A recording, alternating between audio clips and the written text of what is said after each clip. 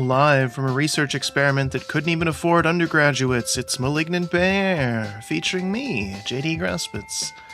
Hello everyone, and welcome to the stream. Tonight we're once again looking for something in Purrfect Date.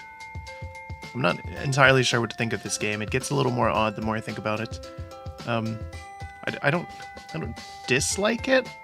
I don't know that I like it though. It's the premise of the game is we're a researcher who goes to an island that's full of cats, and then we start to get turned into a cat, and then we flirt with the cats for some reason, and then we get fully turned into a cat, and then we play as another researcher. So that's where we're picking up. We're going to be the second researcher tonight. The flirting is weird, especially if you're like assuming that, you know, you're going to try to not get turned into a cat, like you want to stay a human. I could see it if you were, you know, kind of resigned to that of like, well, you know, this is life now. But I don't know. But yeah, we'll see how this goes. I'm curious how they'll address the fact that the other researchers are all being turned into cats, and I'm hoping to God that they will reveal the twist that the romanceable cats were also once humans and not just straight up cats, and we're not that weird, because that would be unfortunate. Because if we were that weird, the game doesn't lean into it enough and in the right way to make it kind of funny. Instead, it just comes off as a little strange. Anyway, let's get dating. Jump on in. I guess we just do continue, right? Sounds about right.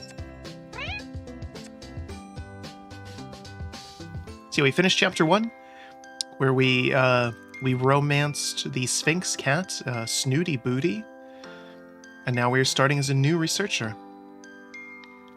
It's finally here. This is the famous Cat Island, the place I'll call home for the next 2 months. Hey, this sounds familiar.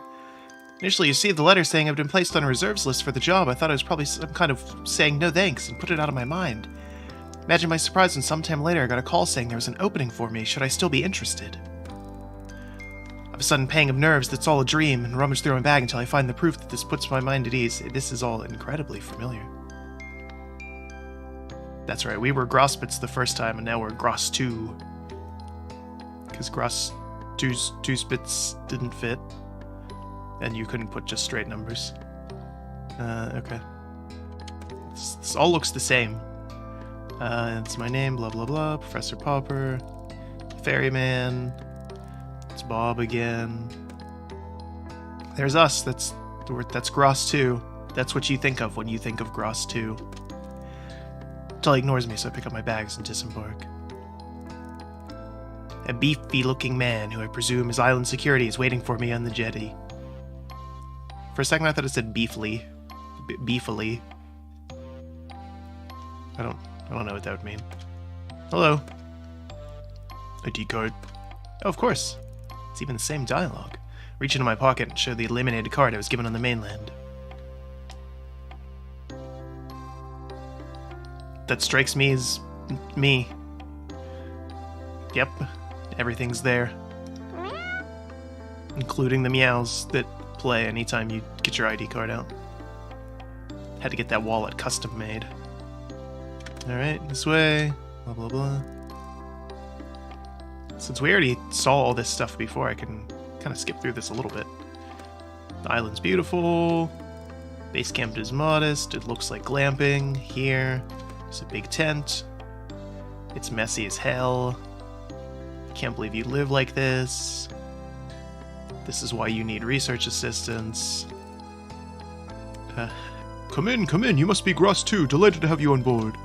Thanks, sir. It's an honor to meet you. Exhausted after your long journey. Let me offer some refreshment. Water, coffee, something stronger, perhaps a little whiskey. Literally the same thing. It would be rude to let you drink on your own.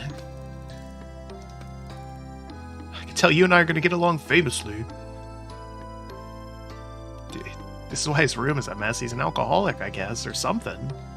That's the lesson here. Don't drink and research unless you're researching drink, and he's not.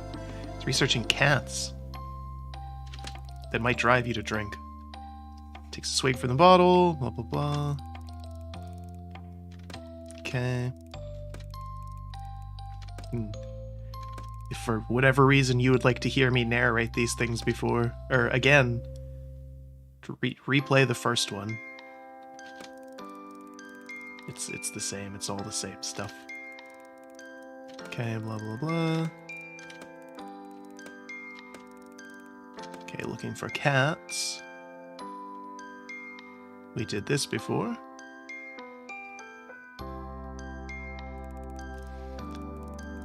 A little dugout under my bed, I reach in and pull out an unexpected find. The personal journal of the previous research assistant, the one before me. Must have forgotten it, or left it behind. Here we go, something new. It's an absolute goldmine of information. It's going to get me up to speed with how it all works around here in no time. However, it seems something else was happening here on the island. Something that was troubling them. I get the feeling there's far more going on here than the professor would have me know. Yes, he's actually brewing moonshine as well. In spite of my increasing tiredness, I continue to read, and the journal gets weirder and weirder to the point where I'm not sure whether I'm still reading, or I've dozed off and am now dreaming of talking cats and kidnappings. Now that happened. Eventually, I lose the battle and drift into a deep sleep.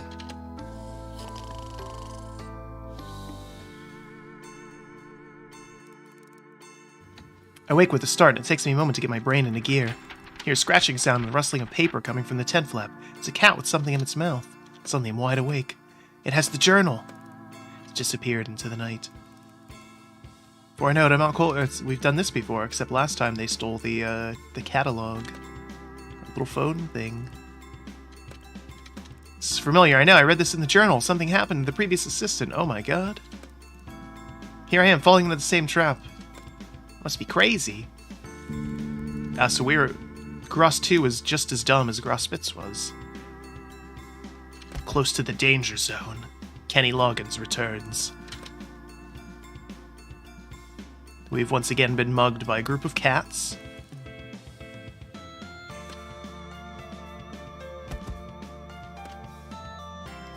Okay, so it's not coincidence now. The Trixie is purposely trying to get us infected with feline lycanthropy, I guess. I say, hello, can you hear me? Are you okay? Here we go again. Move back a bit, let him breathe.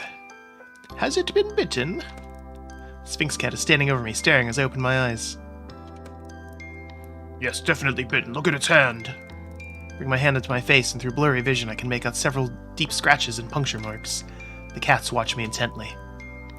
Is this real? I read something in the journal about kidnapping. Catnapping? What? They're for sure behind this. We're sorry, it was the only way. Why is our face so red? Oh my god, the change is happening rapidly. Oh, but I gave it back to you. But why'd you take it? To lure you out here, sucker. There's no need for rudeness, Kibbles.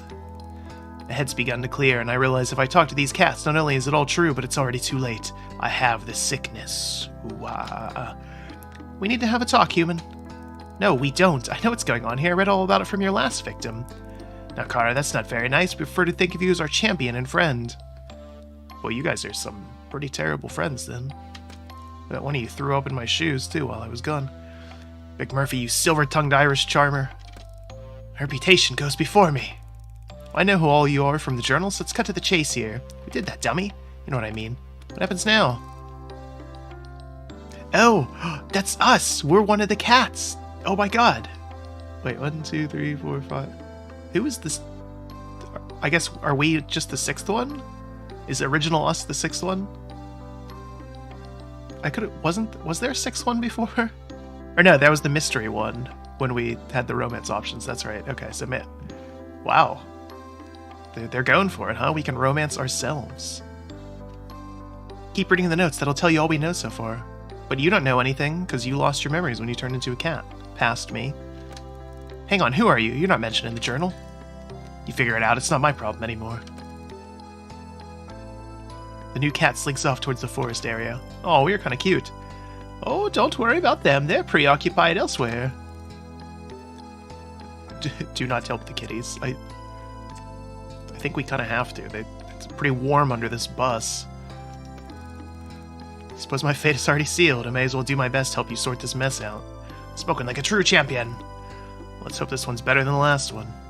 I thought the last one was pretty good, actually. What in God's name is that? This artwork? Oh my goodness.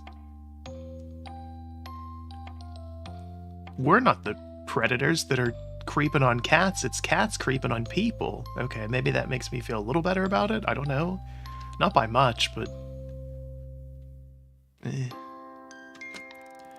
Fortunately, they didn't get very far with discovering an antidote, or what happened to our friends. We got like 14% or something. My catalog. Oh, my alarm, I have to get to work.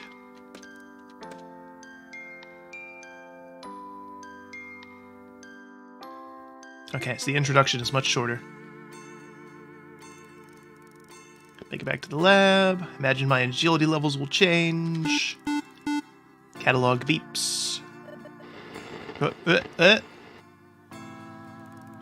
Ominous. I don't know. I didn't... It just... Okay, it just skipped through that. I didn't even get a chance to read it. That was cool. Press is already working.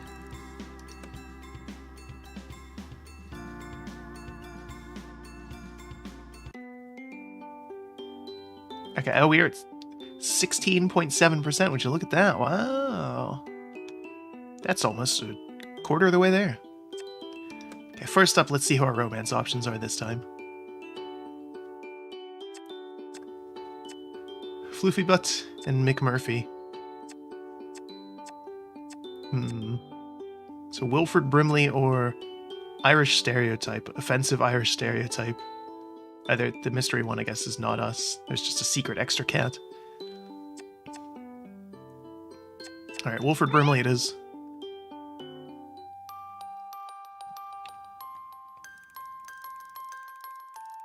Not sure what to expect. I've come to the forest with Floofy Butt for what I assumed would be a pleasant way to spend an afternoon off work. I've now discovered that he's billing it as an informative afternoon of instruction and practical participation. Billing it? He's charging us? Wow. Sounds suspiciously like a lecture to me. Oh well, as Professor Popper would say, a scientist must keep an open mind. Would he say that? Have we talked to him at all? Kind of rushed into this. This is something I would normally do alone, but you strike me as a like-minded soul, interested in both gastronomic and anatomic pleasures. Or anatomic pleasures, what? Wow, you're on the first date, man. Jeez. Okay. Uh-huh. Perhaps be a good time to lay down the blanket I asked you to bring. We don't want to put that tender skin of yours under duress. Coming on a little strong there, Floofy Butt. I lay the blanket on the ground awkwardly. Wonder where he's going with this. Relax, guest two. This doesn't usually take long. I don't know that... Do you really want to advertise that? Suddenly, without warning, there's a loud plop as a bird plummets out of the sky onto the blankets. Told you so. Oh my, it's dead. It's doornail. What happened to it? Just the force field, of course. Not enough foolish questions, guest two. Let's get started, shall we? Just like the lectures from my uni. What exactly are we doing here? Told you, don't use that ridiculous name. I prefer Major, if you please. What are we doing here, Major? It's my little surprise. I'm a bird fancier. Oh, and you fancy your bird's dead? I mean... yeah?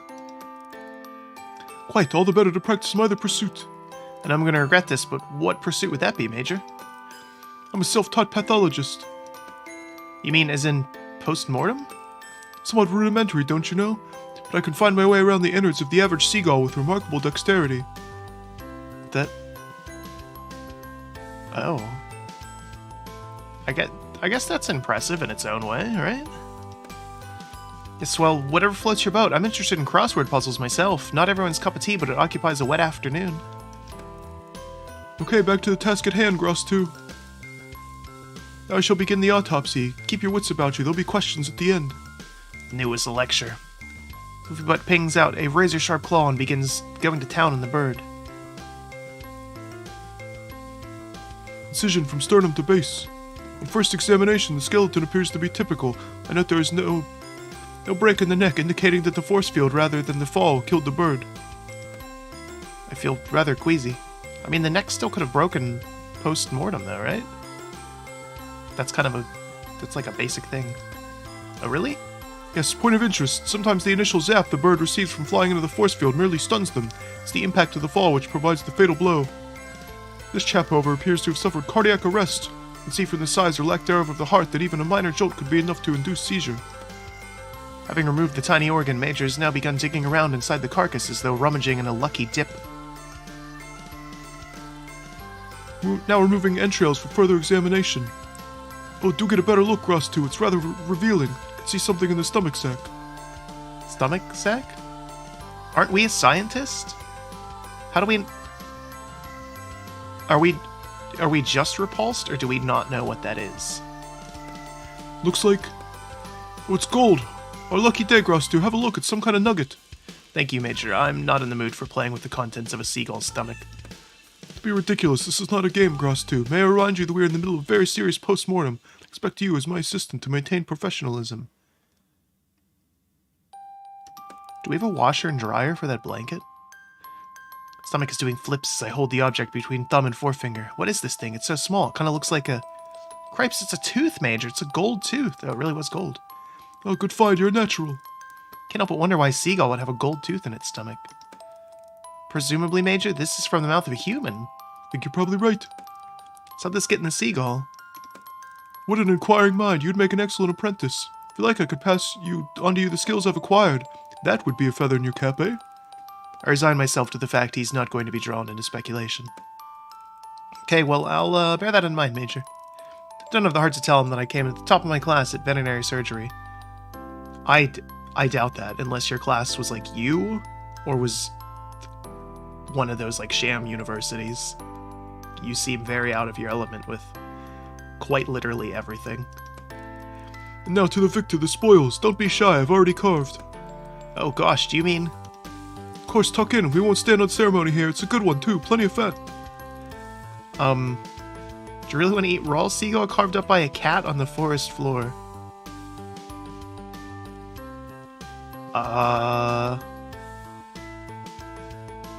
I'm feeling a little peckish. I had a big breakfast, you know. There's no way. Can't be afforded to be laid up with salmonella poisoning through people pleasing. No, silly me, I didn't realize we'd be having lunch, and I ate before we came out here. Just a taste, then. Tempting as it looks, I couldn't simply touch a single bite. I'd feel a very poor host indeed if my guest refused my hospitality. A tiny liver on the palm of his paw. I need to think fast. Such a shame, my catalog. Oh no, so sorry, please do go on ahead without me. Oh, another time then. Tempted to make excuses, but noticed the eager look on his little face and feel a pull on my heartstrings. Yes, without a doubt, another time. I toast your health. The Major pops the liver into his mouth and starts cat chewing in a very unattractive way. As opposed to what? What other type of chewing would it... I realize I'm staring and catch myself. Enjoy. Bon appetits. Bye. Well, okay. That was a very successful date, I think.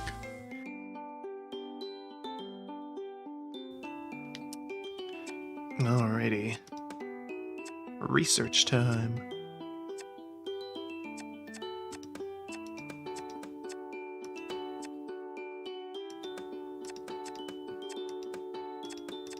Okay, so a lot of these unlock after we complete other things.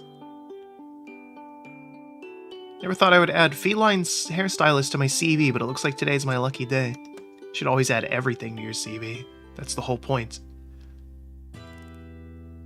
Put on my latex gloves and gather my tools. I'm sure the cats will love latex gloves.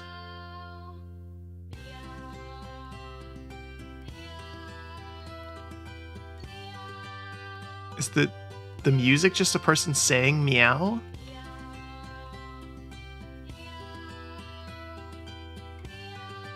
Huh. Of course, treats. Leave the tent and head for the lab, stopping to stroke a few of the island's residents on the way.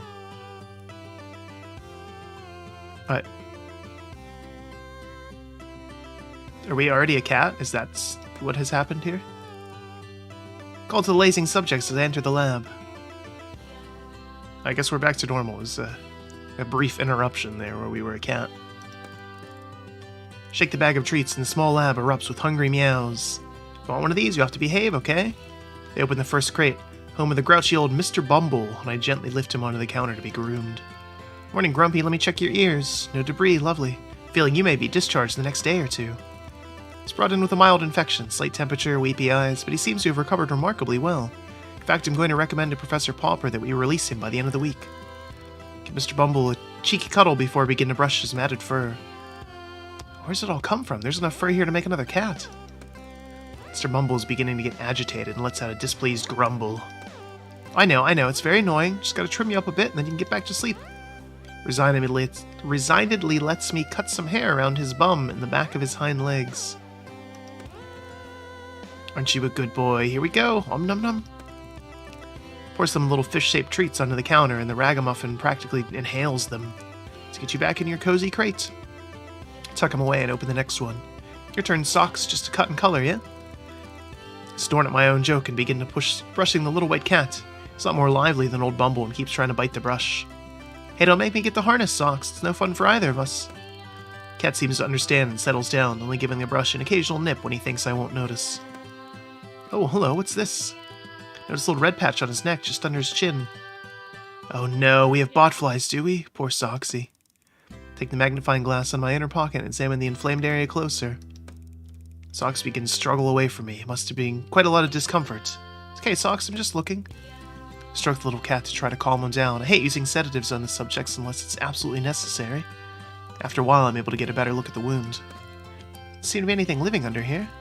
Relieved I don't have to deal with any botflies. Looks strange. It's like a rash or a sore, but I'm not sure how he could have picked it up. Don't worry about how to proceed. Should I just clean it with some saline solution and let the air get to it? Or should I put some of the Professor's Soothing Cream 116 on it and wrap it in gauze? I guess just start with saline and monitor it for a little bit. Sort like this, just be cleaned with a little saline. No need for anything stronger. I'll reassess the need for Cream 116 if it hasn't cleaned up in a few days. Pour some saline onto some gauze and gently clean Soxy's wound.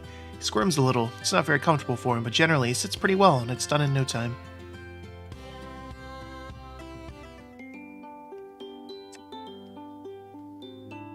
We did it! Yay!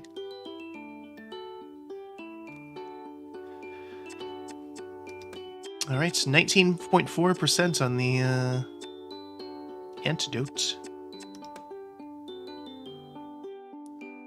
Snoots has brought me something, or Trixie's been telling me about a strange phenomenon in a nearby rock pool. Is this the thing that we got before from Snoots? I guess it's just another cream from her.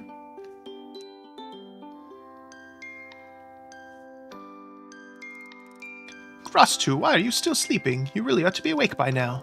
Snooty Booty, you okay? What are you doing in my tent? All this lazing about is very bad for your complexion, to say nothing about the dragging effects on the delicate tissue around the eye. Something I can help you with? Possibly. I have something I want you to look at. Right now, what time is it? Time, you are active. Come along. At least let me get ready. Very well. Snooty Booty sits down and starts grooming herself. After a moment, she looks up again. Why aren't you ready yet? Can you leave the tent so I can get dressed? For goodness sake. Snooty Booty rolls her eyes and walks out. I get dressed resignedly and follow her. Our tent is a mess, too. We only hire the best on this island. What do you think it is? I'm intrigued. I'm on the beach staring at a partially buried bottle sealed inside a plastic bag. It looks as though it only recently washed up. There's only one way to find out. Pull the bottle out of the sand. It has some kind of document or note in the bag along with the bottle. What is that? Read it to me. It's a good thing I'm just as curious as Snooty, or I'd be feeling a lot more irritable by now. Carefully unseal the bag and unfold the paper. I read the note out loud. Initial tests on the most recent formula are encouraging. Subjects 6 through 18 appeared visibly younger. Moderate to severe side effects noted, including increased hair growth and marked mood alteration. Subjects 1 through 5 had major complications. Some new small tumors, skin irritation, partial blindness, and memory loss. Need you to look into this, check for contamination, and continue to iterate on the formula. appeared visibly younger. Snooty Booty, is that the most important thing you gathered from this report? You're quite right, Gross2. We ought not to trust it. That note could have been written by anyone. Shall conduct our own experiment. Apply the cream to my skin. You lost your mind? Don't just hear what I read out? Tumors, blindness, memory loss? Statistics bore me. You should know that by now. Let's live a little, willing to take the risk in the name of science. Took the risk on that skin cream you gave me, didn't you, Snooty Booty?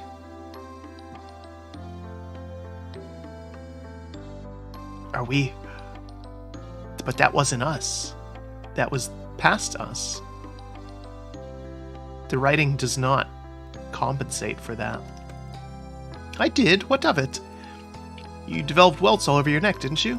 Possibly there was a link. As I recall, we never did roll out the coconut collar that Trixie made for me. I believe that was around the same time. Right. I'm seriously advising you not to do anything with this ointment. I'm gonna get my kit bag from the lab and see if we can't work at what this stuff out is made of. I butchered that completely. I was hoping the lab would be free, but the professor's in here making some notes. Oh, hello, Gross2. Thought you were taking a day off from the lab today. Yes, I am, Professor. I just want to check something.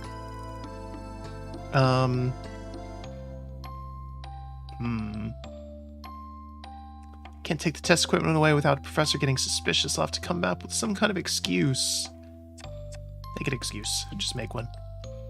Well, I wanted to get ahead of some of the field work. There's some samples I found I think could be useful. Pick up the field kit bag. Popper looks up from his work. Oh, what kind of samples? To make this believable, but also not invite any other questions. Samples are fecal? Fecal? Yes, a large poo, sir. It has rather interesting properties. Jolly good. Off you go, then. Nailed it. I take the bag and leave. Just the big old dump. As I approach the beach, it becomes clear Snooty Booty has managed to break into the ointment. She appears to have spilled some and is now rolling around in it. Snooty Booty, what are you thinking? It could be very dangerous. The only danger here is this ghastly sand sticking to my delicate skin. Do help me get rid of it. I try to wipe the sand off, but it's stuck like glue. Underneath the layer of sand, I can see her skin is very pink. There's no time to lose. I pick her up and run to the ocean, trying to use the salt water to clean off as much of the ointment as I can. Put me down. What on earth? I've never been so humiliated in my life. She twists out of my grip and scampers off in a huff. I think I've got it all off, so I leave her to it. Now back to the samples. Not much I can do here on the beach, so I'll just have to wait until Professor Popper is finished in the lab. That was quick. As luck would have it, the professor needed to retire to his tent earlier than usual. Just to read some research papers that arrived from the mainland this morning. It's a shame the email doesn't exist. So now I can continue looking into this ointment. I can begin by testing the substances for several common compounds found in cosmetics, but it's negative for all of them. Widen the test for other organic compounds. I get a match. About 30% of the ointment is cat saliva? It's like Soylent Green for cats. Using saliva from the cats on the island, they could be infecting all the test subjects with catification. Where did these other side effects come from? I run the ointment again, this time looking for known pharmaceuticals. Before I get the results back, Snooty Booty comes trotting in. Just thought you should know that the security guard is coming this way. Should make yourself scarce before he arrives. Don't care what happens to you after you threw me in the ocean. No time to finish the experiment now, but I'll work on it later in the privacy of my tent. Take my things and run before Zane arrives. Who cares? You're doing research. Isn't that literally your job? If the security guard comes in, that's all you gotta tell him. Like, oh, I'm just researching here, dude.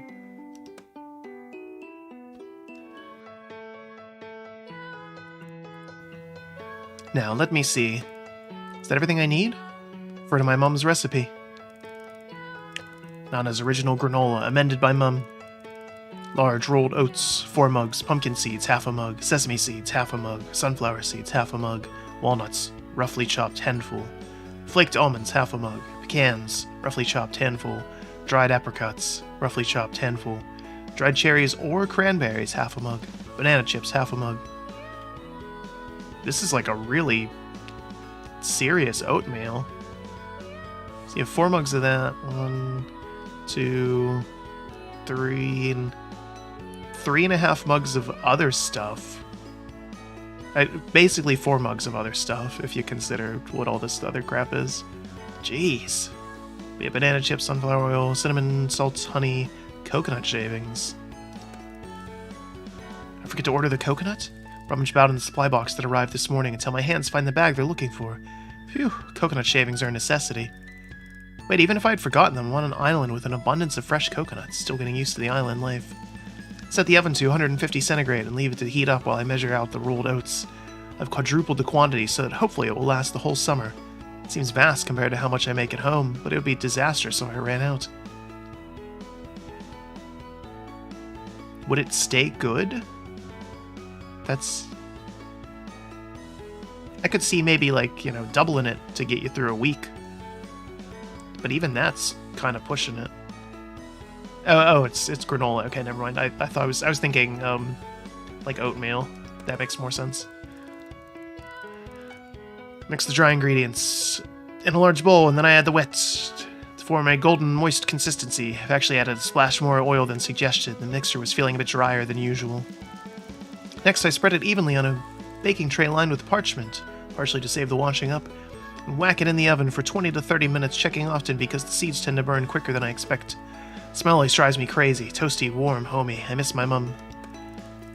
Once done, I'll add the fruit as it dries and cools, put it in several large glass storage jars, being sure to stuff fistfuls into my mouth as I do.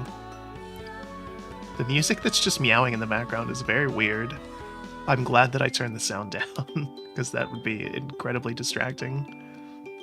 What a choice that was. McMurphy, still heartbroken, and he shall remain. For now. Do hold your hand still, Grass 2.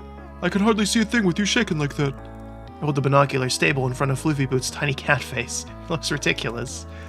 It's like you're not even trying, Grass 2. You're shaking like a leaf. My hands are totally steady, Major. Ever consider it could just be your eyesight?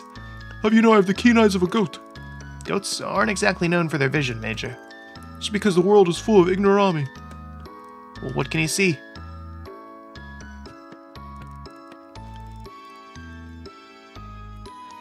Can only see only a couple of mulers, lazing about, of course, scratching at their fleas. Filthy things, I tell you. Aha!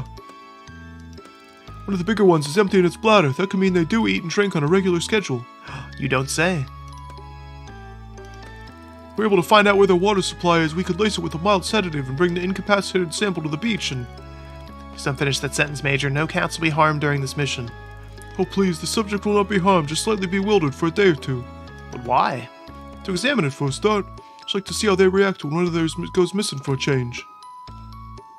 Kidnapping. Catnapping. Major, I only agree to help you with this on the promise that you will not attempt to exact any kind of retribution on the elders. Examination is one thing, but if you can't keep your end of the deal, then I'm sorry. I'm gonna have to withdraw. Okay, I'll just observe. Place the binoculars in front of Major's keen goat eyes. Well, what do we have here? Found something? I do believe I have. There's a few elders who seem to be meditating. Meditating? Are you sure they're not just sleeping? Take a look, will you? Tell me they aren't meditating. Just the binoculars suit my eyes, and I'm quite taken aback by what I see. Major's right, the cats aren't sleeping. They're sitting in a circle around by far what is one of the stranger landmarks on the island, a large statue of Basset. Professor Popper has always dodged my questions about what on earth a statue of the Egyptian cat goddess of war is doing on this island. Even more intrigued now, the cats seem to be listening, or contemplating, or even meditating. Well, Major, I'm sure there's a perfectly good explanation for their behavior. Cats often behave quite strangely, I've found. There's strange, then there's strange. My experience teaches me that type of strangers in this class are often afflicted with it's beyond acceptable. I believe the only way to protect us all is total disassociation. That sounds safe. Major, you hear yourself? We're here practically trespassing on our territories. You can spy on them while they're doing whatever it is they're doing, and you want dissociation from them?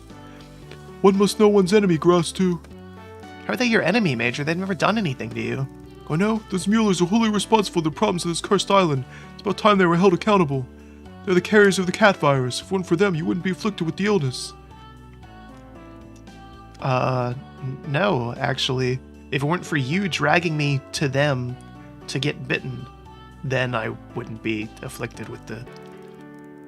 Is that so? Because I distinctly remember it was you lot who deliberately put me in danger in the first place. The elder cats are just cats. It's cats, huh? I see. Realize what I've said, and although I didn't intend it the way the Major has taken it, I can see how wounded he is. I feel conflicted. On the one hand, I want to take a stand against his bigotry.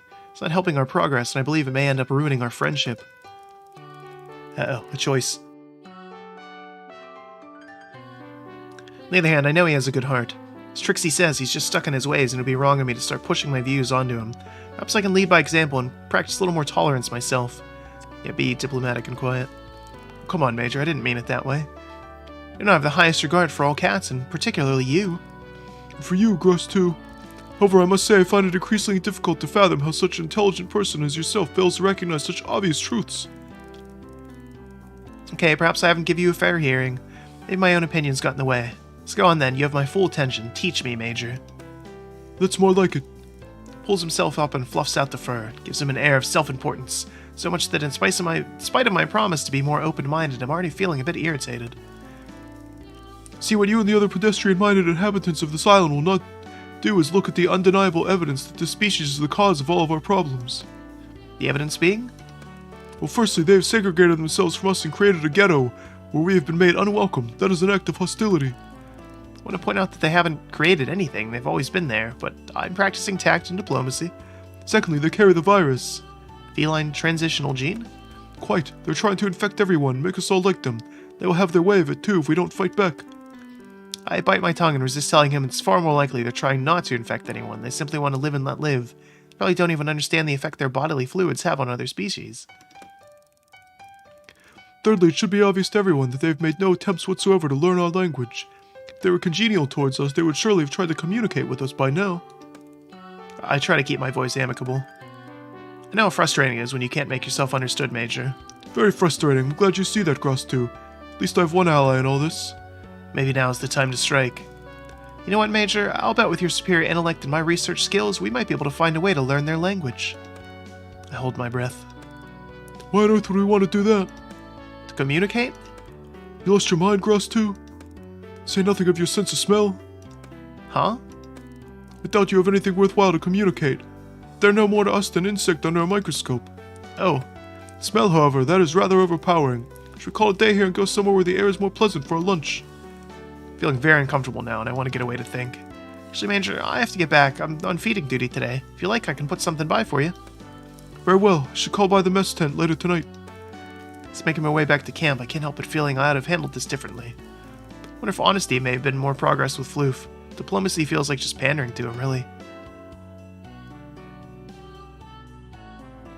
Yeah, he's kind of not the greatest.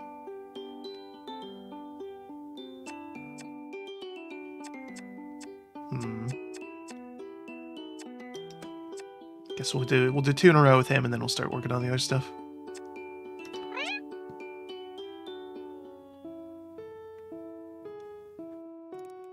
Walking for ages, Major. I don't have much longer before they expect me back. Almost there.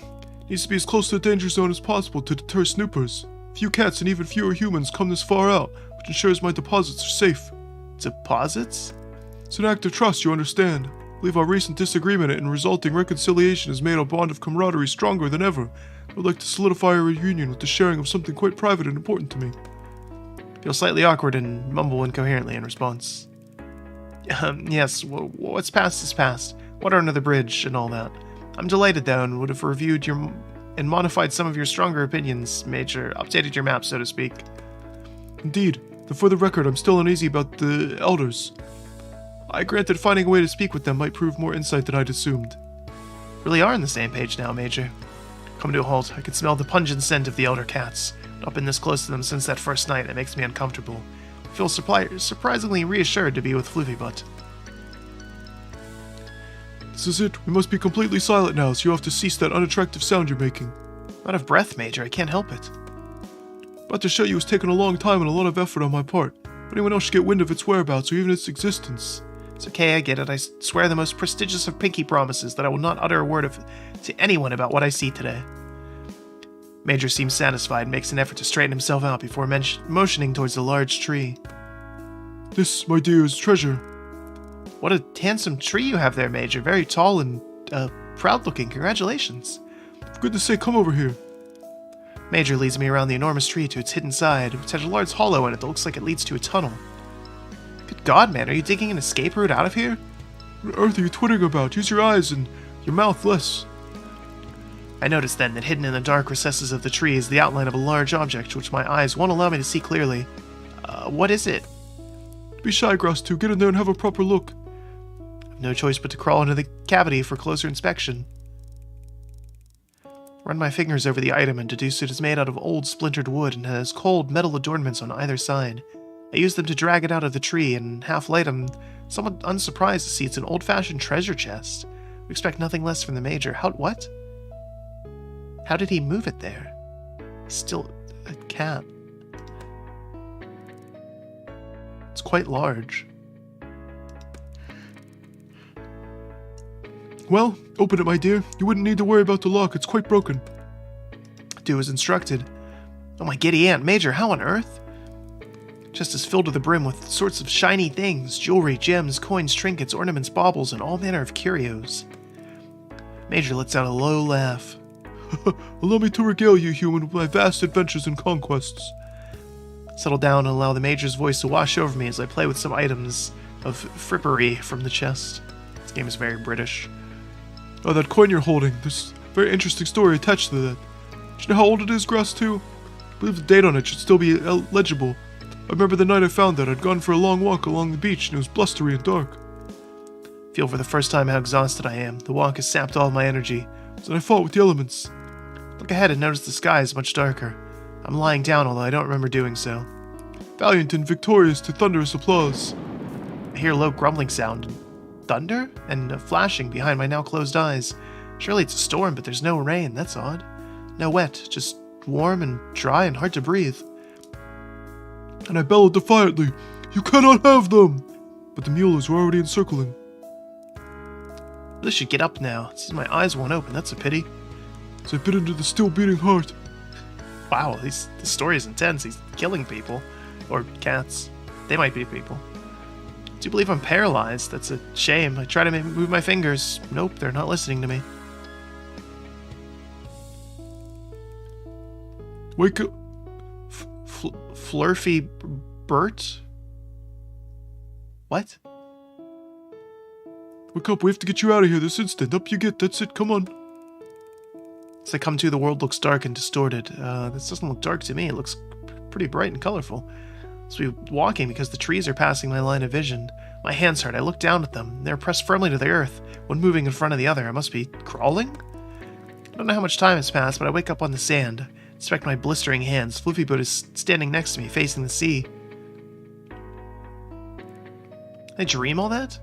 You're awake. No, I'm afraid you weren't dreaming. What happened? My fault. I took you too close to the danger zone. Your current state, you couldn't handle it. My current state? Feline transition is still in its early stages. Seems to be progressing particularly slowly in you. So I'm still very vulnerable to the effects of the Elder Territory? Quite. It's foolish. I didn't think it. I was too interested in myself, my stories, my treasure to protect you properly. Please forgive me. That's all good. It's okay, Major. Don't upset yourself. I had a lot of fun until the whole blackout thing. Was genuinely pleased. Yeah, that makes sense.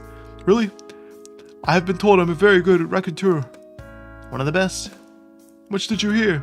I'm sorry? How many of my anecdotes did you hear before you succumbed? I'm very happy to repeat anything you missed. Oh, no, really, Major. I'm fairly certain I heard them all. If you're quite sure. I am, and besides, I think I have a migraine coming on. In that case, you must allow me to nurse you until you're fully recovered. Okay, Major, it's a deal. Major? Why do I have earrings in my hair? I had to pelt you with jewelry to get you to wake up. Of course. If you don't mind, Major, I think I need to get back to sleep. Lie down on the warm sand and curl into a ball. Be here when you wake up. I drift off and dream that I'm a cat. We've done it. Cut out the middleman of turning into one slowly. Let's see here. So we'll do some more research. Right? It's time for some serious testing in the labs. I'm intrigued to see what kind of work the professor has up his sleeve. So the chapter ends when we do the third research. My stomach is queasy. I really don't want to do this. It's strange. I'm used to treating subjects with medication and injections, but something about this doesn't feel right. Hello, you? Smile at the gentle cat on the table in front of me. I look at the syringe in my hand. I turn to the professor. What are we testing for with these meds again? Looks up from his desk. Is there a problem, Grass 2? I've already told you it's supposed to stimulate hair growth. Why do we need to stimulate hair growth? Why, indeed. However, ours is not the question why, Grass 2. Likes if you and I are to perform the tasks set out by the people who pay our wages, such as life, eh? Professor turns to his work, and I understand the conversation is over. I look back at the little cat. His name is Smokey. He's a Loki cat with very short, fine hair, a real sweetie. Suppose the professor is right. Ugh. It's just my job, and although I feel terrible, I find a way to ignore the pangs of guilt and inject Smokey with the medication. He squeals, but it's over quickly, and he can return to his cage. How long does it usually take? Professor looks up again, slightly irritated. I don't know, Gross 2, but you're being paid to find that out, aren't you? Yes, of course. I make a note of the time and observe the cat. After 5 minutes, there's no noticeable change. 10 minutes, still no change. After half an hour, I think his hair looks a little different, but I suspect my eyes are playing tricks on me. 1 hour in, all of a sudden I can see the hair is visibly longer and seems to be continuing to grow. I must say I'm very impressed and a little confused. I decided to take a tea break. Smokey seems content to nap for a while. Can I get you a cup of tea, Professor? Oh no, I don't know how you can tolerate the foul stuff they brew up in the mess tent. I have my thermos of coffee here, thank you. Fair enough, I'll be back. I've been gone 10 minutes at the most, but as I enter with my mug of tea, I instantly notice the drama taking place in Smokey's cage. I find it hard to stifle a laugh. My goodness, Professor, have you seen this? Professor looks up, exasperated by another interruption, but then he notices the cage. Oh dear. Well, don't just stand there, Gross 2, get him out. I open the front of the cage and pull the large hairball that Smokey has turned into. His fur tumbles over my arms as I cradle the bewildered cat. Well, I never. Very intriguing, isn't it, Gross 2? I think it's still growing, Professor. I do believe you're right. Perhaps we should consider the clippers. Professor hands me a small set of silver electric clippers, and I immediately begin using them on the ever-expanding Smokey. I continue to shave for the next 15 minutes till he finally seems to run out of fur. It's a lot of hair. We both stand staring at the pile of fur at our feet. Just keep a small amount for testing and put the rest of it in the back. Mara can dispose of it later. Mara? Ms. Marigold. Excellent work today, Gross 2. Most interesting findings. Thank you, sir. Well, the result had nothing to do with me. I'm left feeling a tad guilty about Smokey's ordeal. Yeah? Huh. So I place him back in the cage. I check for any signs of trauma, and when I'm satisfied he's okay, awkwardly take my leave. I guess that worked out for some of us. Maybe.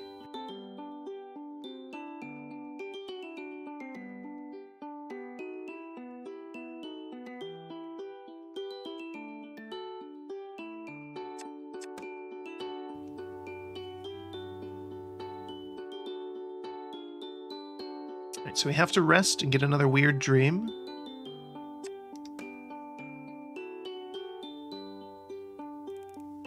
Got a lovely nap. Oh, okay. Neat. I want to meet that cat, the one that's dancing. When do we meet that one? Trixie's been telling me about a strange phenomenon in a nearby rock pool. Okay.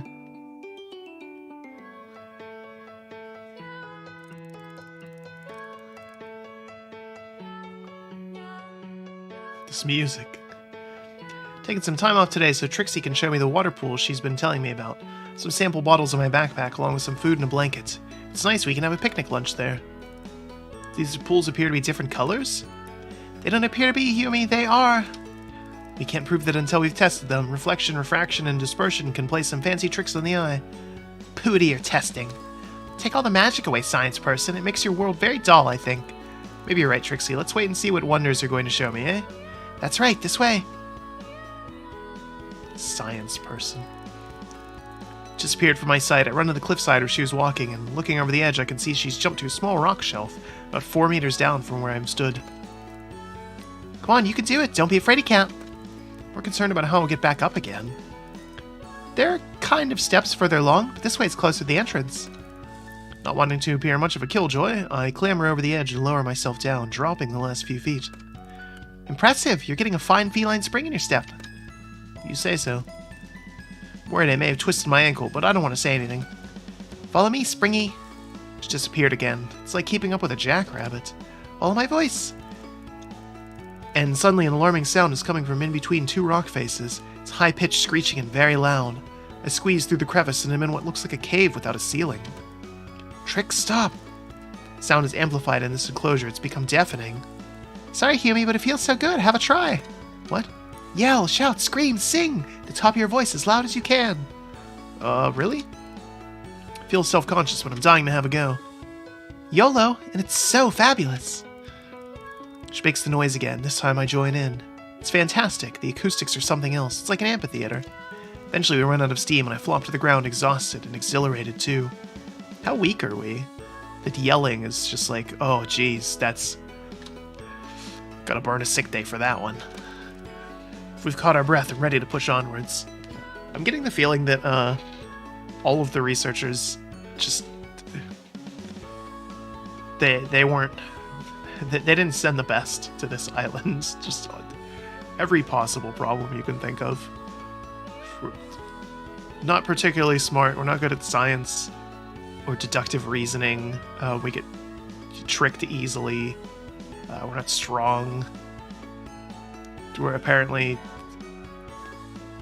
easily swayed by cats to flirt with them. Just, I know there's like kind of a trend where, you know, the protagonist of a visual novel is kind of supposed to be, you know, kind of dumb. Usually, like not the greatest character, like something that you just kind of want to self-insert to and all that. But I don't know, they're particularly not good in this. Better get on if we don't want to be back. Too late. We're here.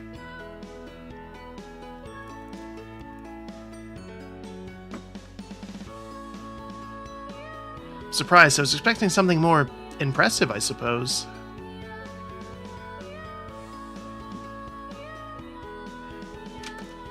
This is the place?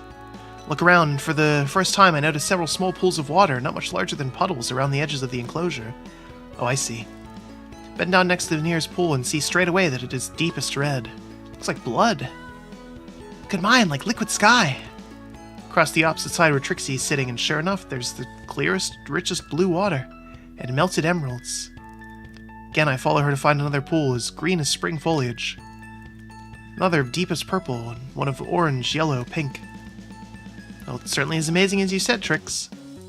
How strange they're all so different. What's causing it? It has to be a trick of the light. This is where they're brewing the Brondo. Put your hand in. Sure, that's a good idea. There could be any number of bacteria making this happen. Best not to touch until we're sure it's safe. I've done it lots, it's fine. Glance over, and sure enough, she has her furry little paws in the golden-colored water. Somewhat reassured, I scoop some of the blue water up and sniff it. It smells wonderful, as though it's been perfumed. Just that smell, it's weirdly familiar. Take out my bottles and begin collecting the waters. My theory about the light is blown when I line the bottles up together, and they each retain their original hue. Something's dyeing this water. Skittles. Can't wait to get back to the lab and run some tests. Get back the easy way if you like, follow me. Head back along the rock shelf and go just past the spot where you jumped on the way down. Further along there's an ascent, just as Trixie had said, but I would hardly call it steps. Someone has clearly tried to make a trail here, and it's a bit rough and ready. Further along, you can still make out a large empty metal drum. It's rusted, obviously discarded some time ago. Get a closer look and see there's a tap near the base and the remains of a label. Can't make out the words. Take a picture of it with my catalog to decipher later. The perfume I smelled in the cave seemed to be stronger here. I'm very intrigued. Trixie couldn't be less interested in all this. She's happily skipping ahead looking for a good picnic spot for us. I have to be patient with my investigations.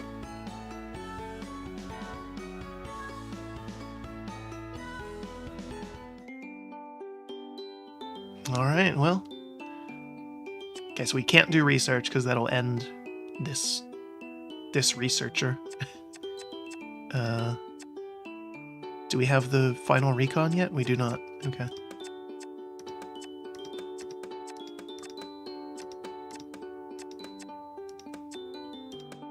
Okay, so we'll get a gift from Floofy Butt to get the final recon.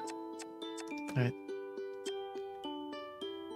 It just occurred to me that for some reason OBS is capturing the little FPS overlay there. I wonder what that's about. Is it doing that? It's not supposed to do that.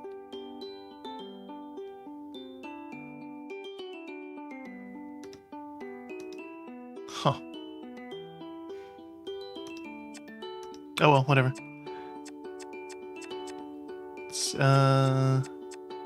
That's right, we have to go on another date. Look at that sparkling face there.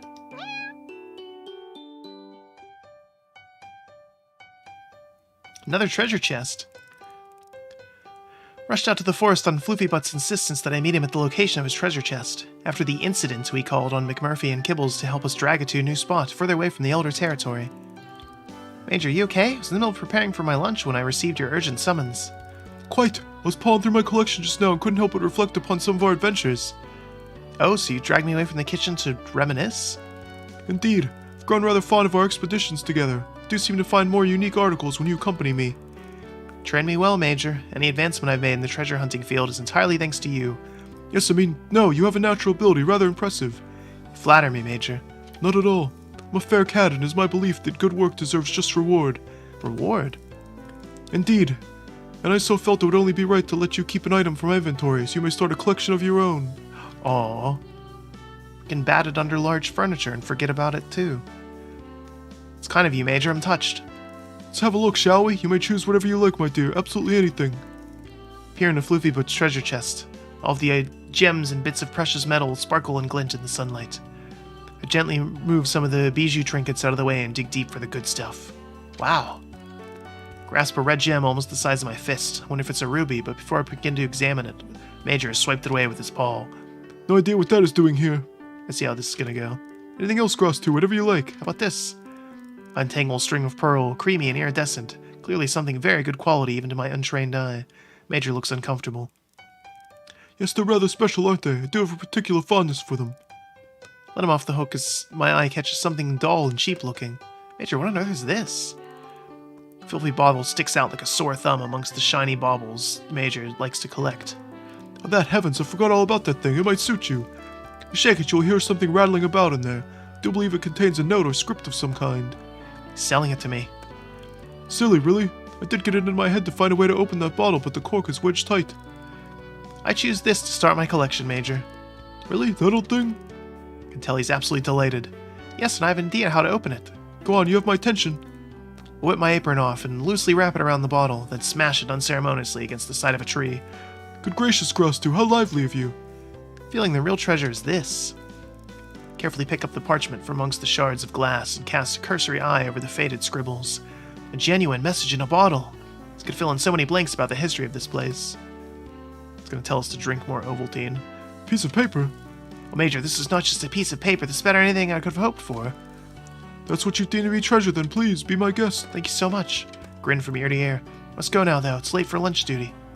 I excitedly kiss Major on his furry head before dashing back to base. I'm glad he has a name that's not Floofybutt that we can use.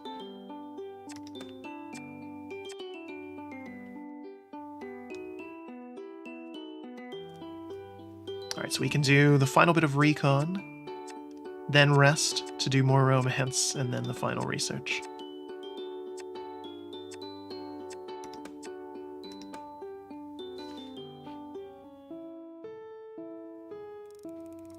The ink is surprisingly well preserved. The only obstacle to my understanding of this letter is deciphering the scrawling scribble.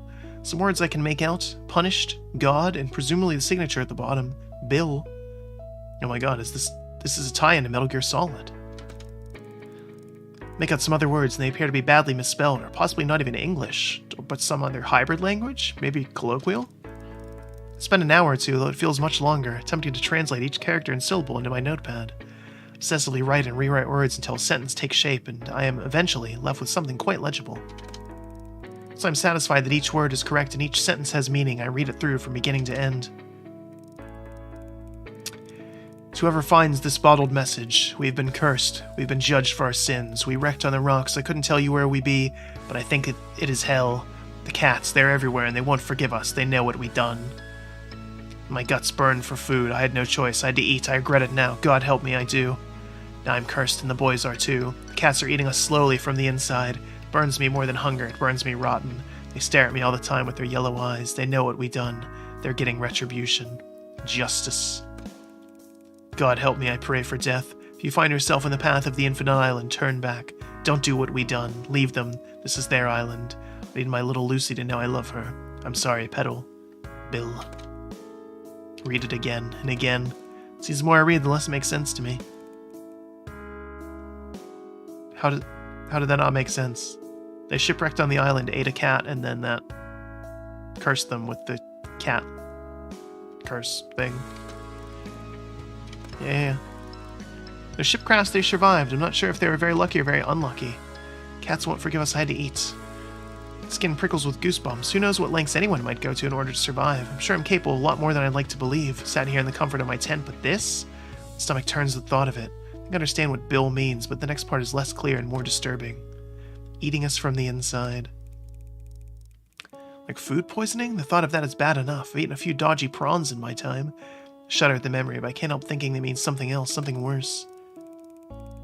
Surely this place Bill is talking about is here. The Infinite Island. I've never heard anyone refer to that place as the Infinite Island before. Some people call it Cat Island, or the Verlorian Island formerly. Perhaps this crew were the first humans to step foot on this place. How long have there been cats here, anyways? This letter seems to be at least 100 years old. The cats were pretty well established by then, by the sounds of it. Cats in this note must be the elders. Suddenly feel another pang of sympathy for Bill and the crew. I know how frightening the elders can be. I decide not to tell the Major about the contents of his gift. Only add to his paranoia. Instead, promise myself I'll look into this future another time. We don't have a lot of time to do that because we're about to turn into a cat. After we rest. And then go on another date.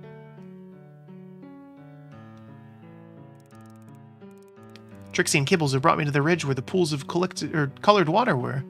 We call them the rainbow pools. It's a beautiful day and there's vivid rainbow across the sky. Kibbles is over on the other side from me, shouting. Wow, look at this, come over here. Sounds further away than me. My hearing isn't quite right, but I don't mind. What is it? You need to see it. Suddenly I'm beside him. He's looking over the edge of the cliffs, and when I look down, the sea is further away than I expect. It's such a long way down. Do you see? He'll push from behind, and as I begin to fall, I hear Trixie laugh. Curiosity did what? Not falling at all. I'm floating, light as a feather. Fly, little bird, fly away home. It's the best feeling ever. I'm going up higher now, up towards the rainbow. I'm going to touch it. Mind you don't get scorched by the sun. Oh, we're Icarus now. Feel myself being shaken. Cue me. You really ought to go in now. It's too hot out here to sleep. I'm on the patch of scrub grass beside my tent. I was just having a moment of shut-eye in the sun, but I must have fallen asleep. Oh, thank you, Trixie. I smile at the calico cat as I serendipitously scratch the prickly heat on my legs.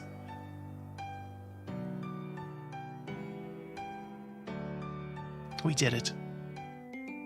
We got sunburned. Look at that. 29.2% of the way to the antidote.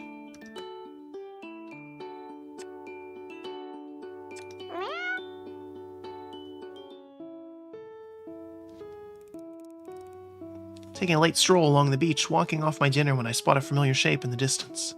Major? Begins slinking away. I'm sure he must have heard me. Hey, wait! Major stops and makes no move towards me. Oh, Grouse 2, was just enjoying this lovely evening. It's dark and stormy. Is everything okay? He seems very distracted. Yes, all in good order. Haven't seen you for a while. A paranoid person might think they are being avoided. It's a good thing that you're not paranoid then, huh? Suppose so. There was an awkward silence. Well, must be getting on. Nice to catch, you know? There aren't any mice here, Major. It's a turn of the phrase, Grouse 2, but I'm sure you have things to be getting on with. Actually, I have some time if you'd care to stroll together. Ginger Tom shifts uncomfortably. Actually, I have other plans. Really? He's not forthcoming with the details, and just as I suspect he's making up excuses, I hear a loud yowling coming from the direction of the forest. Then, to my surprise, Major lets out a similar call and his demeanor changes. Sorry, Grouse 2, I really must go. Oh, I see. The penny finally drops and I realize he has a date with another cat. I feel rather embarrassed. Why, Major? I'm pleased for you. Really? Of course. Well, say, I'm glad to have your blessing, Grouse 2. I believe you and I have become good chums over the time we've spent together here. Rather think you would like my new companion. You're so forward-thinking and always endeavor to challenge my lazy prejudices. I think you'd approve. I do, Major. It sounds like you found a real catch. Notice a slight feeling of regret rise within me, but I try to muster up a smile. Thank you, Grouse 2. You're a good friend. His eyes are focused on where the sound came from, and I can tell he's itching to go. Have fun, Major. I'd rather think I will. And he darts off, moving faster than I've ever seen him move before. Stand still for a moment, watching the place he's disappeared to. Feel a wave of utter loneliness wash over me. Really? I guess because we didn't indulge him in being a racist cat, then we didn't get to... Okay. Oh no, what a loss.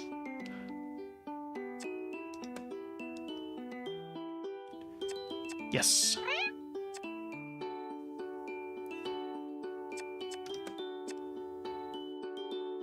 Poor Socks doesn't seem to be getting better.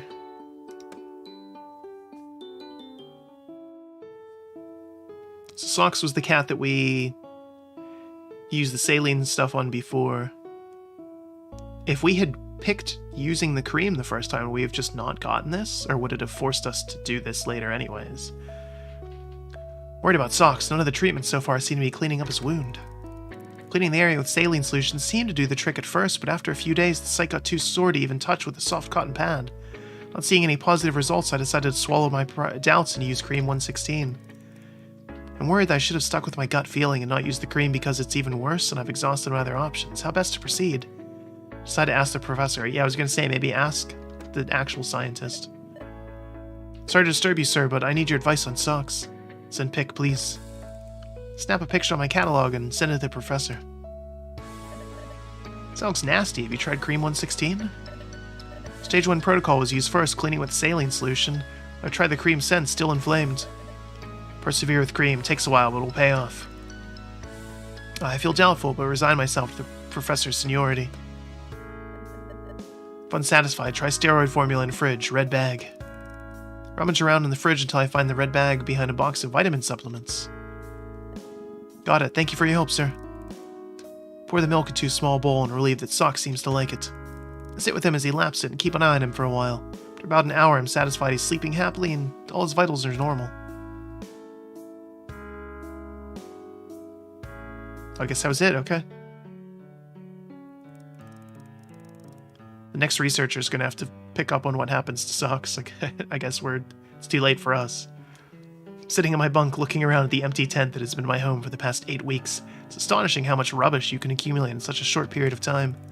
It's taken me hours, but I finally sorted everything out and have my bag packed.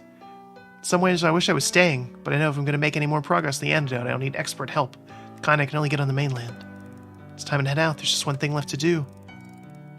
Make my way to the place where Major and I spent so much time together. I was hoping I'd find him there, nosing through his collection of treasures and artifacts. Hollowed out tree looks almost sad, neglected. I remain a safe distance to avoid the effects of the danger zone, but even from this far I get the feeling the Major hasn't been here in a while. I'm gutted. I wanted to say goodbye in person.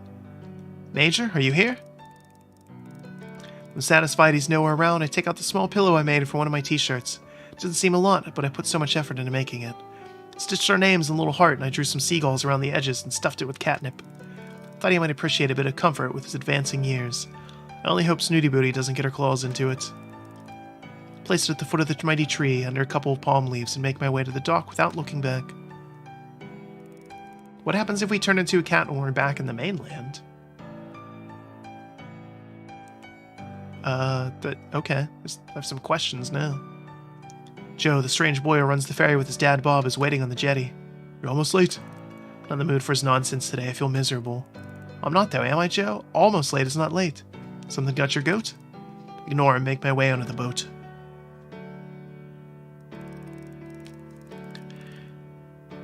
Just then, as we begin navigating our way out on open water, something on the land catches my eye. Just make out the shape of a fluffy orange blob, waving from the end of the jetty. Aww. My goodness. I wave back frantically. Someone come to see you off? Yes, it's Major. Bye, Major. It's been an adventure. Can't see no one. You're going a bit mental. Look just there, the ball of orange, the tomcat. Joe's gone very quiet. When I glance at him, he's eyeing me suspiciously. Oh, that's a shame. What? Dad. Somewhat wrong, son? This one's sick. Oh.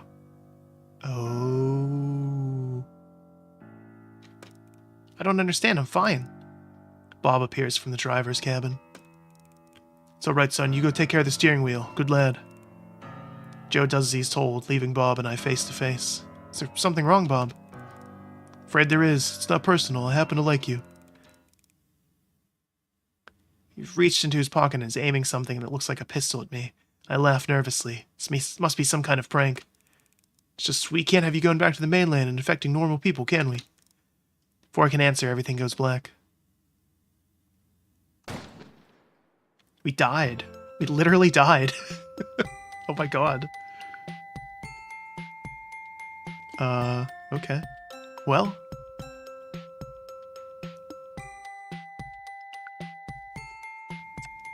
With 0 successful dates with the major. So what, we were supposed to, what, placate him? And then push back the other ones? Alright, whatever.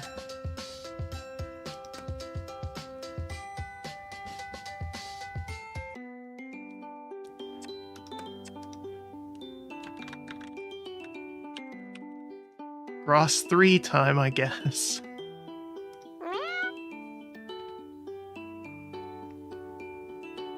And skip through all the stuff again. Oh, it automatically did it for us. Okay.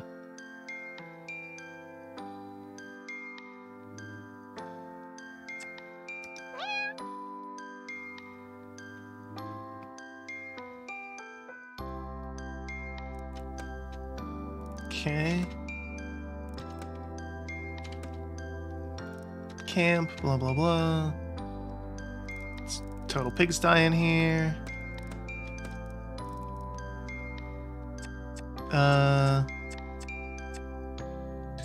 Just have any water? Okay, I'm not too keen to start drinking from natural water sources until I'm sure they're not being used as cat urinals. Good call. Spend the next hour going through my kits, all typical stuff, apart from my super gadget called a catalog, blah blah blah. Meet some of the cats, and then they're going to turn me into a monster. Good.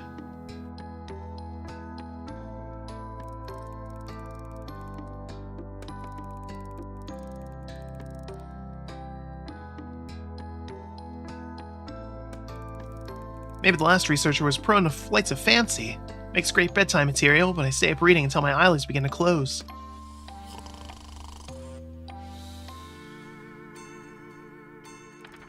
Wake up with a start, I can hear the rustling of paper. Okay.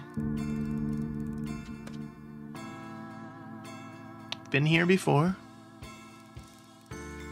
Trixie has once again tricked someone. I wouldn't. Is that intentional? Is that what they were going for there?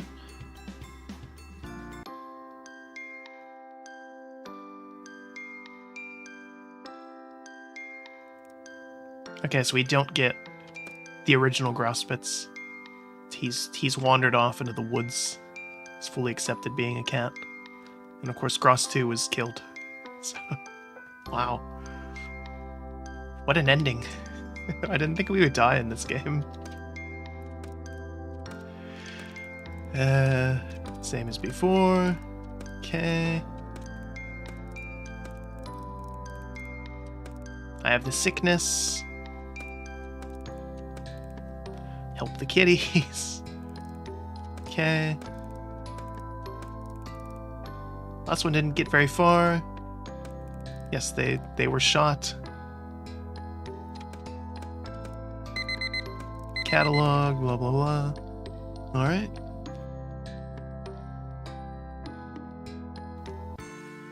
Let's get to it. Catalog again. It said loose lips sink ships. Popped up very quickly. Professor's already working.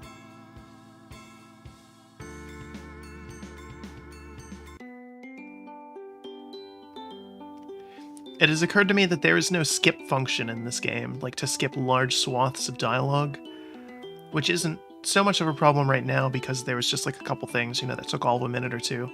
But if I was to go back and try to 100% this, like, get Major's ending where I don't die, I would have to skip through a lot of stuff, and there's no way to do that. And that's a major mark against this game. Alright, we need to see what Trixie's deal is, considering she's the one behind everyone getting turned into a cat. Why are you evil? Hear a strange tap-tapping sound, and it grinds my brain until finally I have to go investigate. I've been tagging cats all morning. The sun is high in the clear blue sky now, so it's time to take my break anyways. I decide to follow the sound, making my way further along the beach to inspect the rocks and cliffs that run along the perimeter of the island. It's hard to tell if it's getting louder or if I'm just getting more consumed by it. Suddenly the tapping stops and I hear a new sound altogether. It's a strange gurgling, like the sound of a babbling brook that runs through the deep forest. I wouldn't be able to hear that all the way from the beach. I stand still and strain my ears, listening intently. There it is again. A short eruption of burbles. I ground suspiciously and notice a barely concealed opening in the contours of the rock face. I feel compelled towards it. As I get close, the gurgling shapes into gleeful giggles. Hello? I wait at the mouth of the cave, feeling like I've been lured here, but at the same time like an intruder. Am I disturbing you? Human! Human. Oh, Trixie, it's you. What are you doing here? Hear you all the way from the beach. You're a long way off base. I could ask you the same thing, human, but I won't because I know why you're here. You were drawn to me. I knew you would come sooner or later. I made it nice for your visit. Well, come on in, Humi. Just appeared in the darkness of the cave. Squeeze myself in after, and as my eyes adjust to the gloom, I am at the same time taken aback by the light. There's a small cavern which should be pitch black, except it's not. This light source my brain can't quite understand immediately. The rocks, or at least some of them, are radiating with a warm, golden pink glow which gives the tiny cave a peculiar ambiance, almost like a trashy nightclub. Yeah, I can see that. Take a piece of space and make yourself at home, Humi. I sit where I've been standing as there's not much room here. I start to take in my surroundings. Wow, Trixie, this is fantastic. All around us are different types of rocks, stones, and crystals, all different colors, sizes, and shapes. Piles of the stuff in every nook and cranny, like a little Aladdin's cave. What exactly is this place? It's my pad. It's where I do my thing. We all need our thing, don't we? Yes, I suppose, but what exactly is your thing? Minerals. I collect them. It's more than just collecting them now. I embrace them. You hug them? Trixie giggles. Yes, I do. That's not what I meant. I connect with them, allow their properties to become part of me, combine our energies. Oh no. She's gonna try to sell me essential oils. I'm not sure I quite understand. Look, it's easier if I show you. Small cat begins nudging and pawing at some of the stones until she has lined them up in front of me. It's quite the assortment there. Here's my island family. Meet the Grand Dame. She indicates a long, slender pink stone, quite smooth and elegant. Feel her. Run my fingers over the shiny, cold surface. Remind you of anyone? A smile breaks over my face and Trixie begins to giggle. Yep, you got it. Only don't tell Snooty that I'm calling her Grandma. How about this guy? Standing with a large, squat chunk of rock, semi-covered with some kind of moss that gives it the appearance of having fur. As I turn it, the light picks up the color and I can see a warm, rich amber tone, almost like marmalade. Makes me laugh out loud. Really is uncanny, the major in rock form. Mineral, actually, but yes, Gramps has all the qualities to lead my little family. I've already moved on to the next stone, and the resemblance is striking. It's a dirty green stone that fits very comfortably in the palm of my hand. It hasn't been polished like Snooty Booty, and it's a bit murky looking. There are small patches that have been rubbed clean from handling. Their breathtaking emerald catching the lights of the green sparkles refracting and dancing around the cave. It's beautiful. Yeah, naughty Uncle McMurphy can be like that, don't you find? I certainly can. His charm is very beguiling, so who's missing? No one? What about Kibbles? Take a closer look, Humi. Strain my eyes in the gloomy light and see a flat, jagged piece of stone next to Floofy Butt. And then I get it. It's a pebble. He's a pebble. Both laugh. It does seem to capture Kibbles. It's hard to say why. It's the energy. Everyone, everything has energy. We're all connected by it. Allow me to demonstrate. Take my paw and close your eyes. Do as instructed and hold the tiny paw in my hand, being as gentle as possible because my fingers suddenly seem fat and clumsy by comparison. What do you feel? She's warm and fragile. I almost feel like giggling. A bit tipsy, really. But, boy, that sure is a picture there. Okay. Okay, now keep your eyes closed and hold my other paw with your other hand. When I have both of her paws, the feeling is intensified. I begin giggling out loud despite myself and I'm overcome with delicious feeling of joy. Open your eyes. Down and see him holding only one of Trixie's paws. The other is a small, clear crystal, completely smooth. Wow, but how? It felt just like your paw, warm and furry. I know. Trixie's laughing. Uh-oh. This is where she unveils their MLM. Somebody somewhere wins a Ferrari. My goodness, Trixie, this is so cool. Thank you for letting me meet you all. Notice her face change. Looks as though she's been hurt. Oh, Trixie, what is it? Are you okay? This isn't all of us. What? Someone else in my island family. We don't talk about her anymore. Oh? She's the coolest sister ever, but she's not with us anymore. Oh, Trix, did she pass away? No such luck. She's being kept alive. Trixie nudges a small black piece of stone towards me. I pick it up and look at it closely. There's thousands of specks of glitter running through it, giving it an iridescence. Looks like the night sky. Close my eyes instinctively and am immediately overwhelmed by the most intense sadness and despair. Feels though all the pain in the world is captured in this little black gem. Gosh, Trixie, what on earth happened to her? I can't say, not yet anyway. I guess that's the sixth cat. She's taken the stone and hidden it before I even realize it's gone. Suddenly her mood has changed completely again. We need to get you one too, Humi. Should be mineralized, don't you think? That sounds dire. I'd be honored, Miss Trixie. You're really quite open for a scientist. It's actually a requirement that, in order to be a good scientist, you remain open-minded. Let me read your tarot.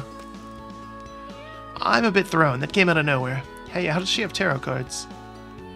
I don't know about that. Not as open-minded as you like to think, then. It's not fair. I just wasn't expecting it. I want to know everything. Played tarot once in uni. It was fun. Okay, Humi, tarot isn't a game. Of course not. Go on, then. Tell me who I'm going to marry. Trixie lets out a small snicker. I don't know why, but I'm starting to feel a little nervous. Calico Cat produces a pack of cards with an intricate pattern on the back. How? What?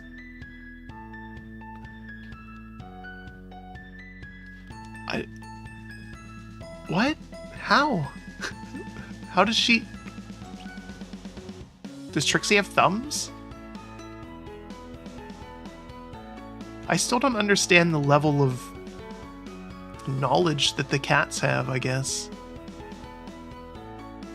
Snooty Booty seemed confused about some, like, very basic things. But knew, like, scientific terms for things. Major knew about, like, treasure and had all sorts of weird stories. And Trixie apparently knows how to do tarot readings?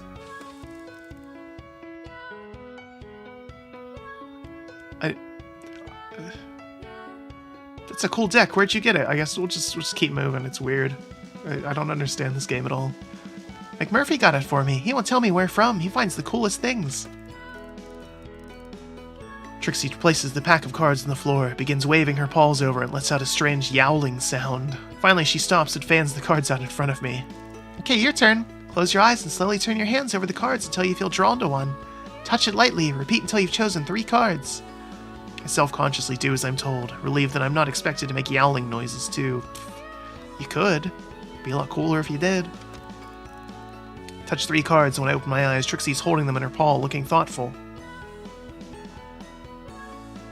How? What? Very interesting. Your past is the Fool. The Lovers is your present position. How scandalous. You have justice in your future, but will you be handing it out or receiving it? Very interesting. Is it good interesting or bad interesting? There's no such thing as good or bad, really. It's all just information to help you if you choose to listen to it. Okay, I'm all ears. You can tell me that I'm a bit of a fool who falls in love and just gets my just desserts? Notice Trixie's become quiet and thoughtful. She studies the 3 cards. It feels like an age before she speaks. The position of this card represents your past, everything that has led you to your current situation. The Fool is all about innocence and spontaneity. It's the first card in the major arcana that signifies beginnings. The Fool portends important decisions ahead which may not be easy to make, involve an element of risk for you. It's a powerful card not to be underestimated. Next position is your current situation. The Lovers can be misleading because it suggests being all about romance, but actually it's far more about making difficult choices. It warns you need to consider things very carefully, because though a positive outcome is more indicated when this card is present, it also reminds us that pain is seldom unavoidable. Finally, we have your outcome card, Justice. This augurs well for you, human. It's the most karmic of the tarot cards.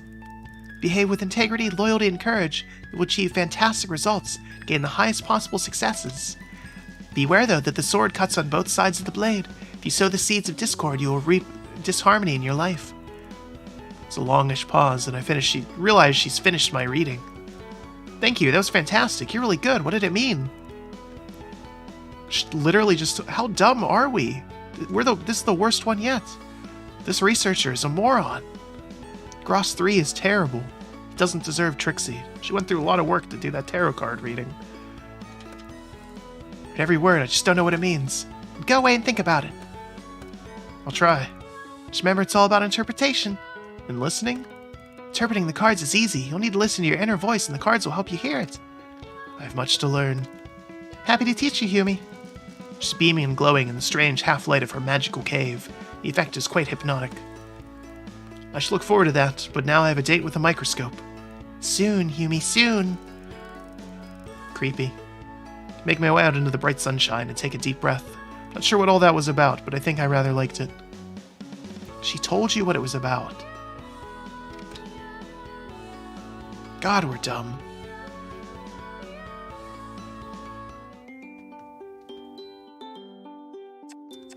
Alright, so we'll do one thing of research, if we can. Professor assigned me to work on a special subject. Wonder if this is the mystery sixth cat. Gross 3, I have a very important job for you today. It's quite a tricky one, but you've proven yourself to be very capable. I'm certain you can handle it. Follow me, I have a little lady I'd like you to meet. It's true. Professor leads me to the research lab in the forest, but instead of going in, he takes me to an area around the back. It's our brave little nugget, Ravenpaw. She's been isolated here, don't you, Missy? Professor reaches into the cage, which stood on a table, and picks up the tiny black cat that's sleeping inside. Ooh, heterochromia. Such a good girl, aren't you? We keep her here away from the others because the poor thing is very unwell. See this nasty rash. Professor Pauper holds out the cat's paws for me to inspect. It's red and swollen. Ravenpaw looks at me with her big, watery eyes, one blue, one brown. Probably watering because of the medication she's on. It makes her look as if she's pleading with me. I wonder if it's because she's in a cage on an island with this strange guy that has a... Just look at those eyebrows. Eyebrows. She doesn't seem to be able to eat without assistance either, poor thing. Been treating her as best we can, but I'm not sure if she'll make it. Perhaps not even to the end of the week. Professor lets out a loud sigh. My fingers crossed, though. We don't give up on any of these cats, do we, Ravenpaw? No, we don't. We're gonna try to get you all better. Such a pretty cat. Her eyes are... enchanting, aren't they? Very pretty cat indeed, and she knows it, too. Can tell what a pretty thing, aren't you? Don't you? I reach out to stroke Ravenpaw, but she struggles away from my hand. Oh, she's getting cranky. I think we've kept Grumpy Pants here awake long enough. Puts her gently back into the cage and locks it shut. Ravenpaw seems to fall asleep instantly. Hope I didn't distress her. Of course not, Gross 3. She's usually very wary of humans before she gets to know them. When I first found the poor thing on the beach, she almost scratched my eyes out in spite of being terribly fragile state she was in. Professor smiles at the memory. Such a little trooper. She was half dead at first. She's gotten a lot better since then. Honestly, wouldn't be surprised to see her pull through this. You just said she was gonna die. Which one is it? You're a terrible professor, doctor. Are you a doctor? Do you have a doctorate? What is it in? It's in wearing striped shirts. Quite. Now the reason I've brought you here is because regrettably I won't be able to see Ravenpaw personally any longer. It's a pity as she's used to me now, but there's nothing for it. Been given an extra workload recently and need to share a few of my odd jobs to accommodate it. Thought you'd be the ideal person to look after Ravenpaw for me. Taken aback, the professors trust me with such responsibility. It's quite flattering until I remember he doesn't have much choice, me being the only assistant on the island. For days she requires a change of dressing, a dose of medication, some cream rubbed on her rashes, a syringe full of some nutrient milk. Be quite distressing for her, so I'd like someone nice and patient mannered to take over for me. Would you be interested, Grouse 3? Of course, sir. I'd love to help out any way I can. That's what I'm here for. Oh, splendid. I'm so glad. I think you and Ravenpaw will get along famously before too long. She has such a sweet nature. I look forward to it, sir. Wow, we're really looking forward to it. Look at our picture there.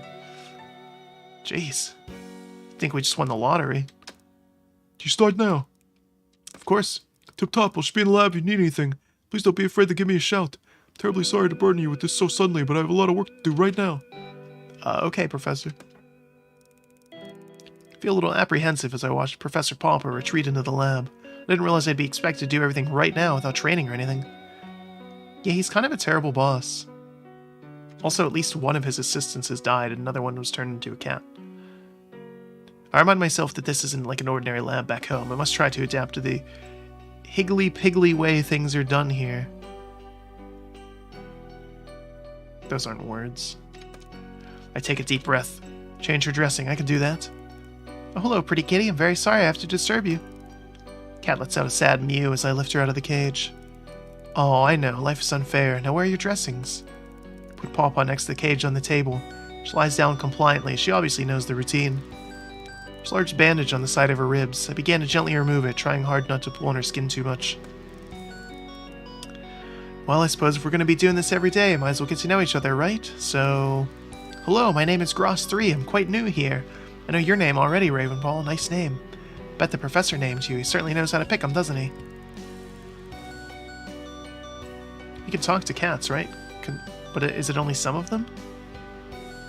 Actually, wait, yeah. We did stuff with some of the other cats, like cared for some of the cats in the lab, and they didn't respond to us. Only some cats can talk, I guess? Only the ones that we can date. So if she can talk, she's dateable then. Creepy. What a good metric.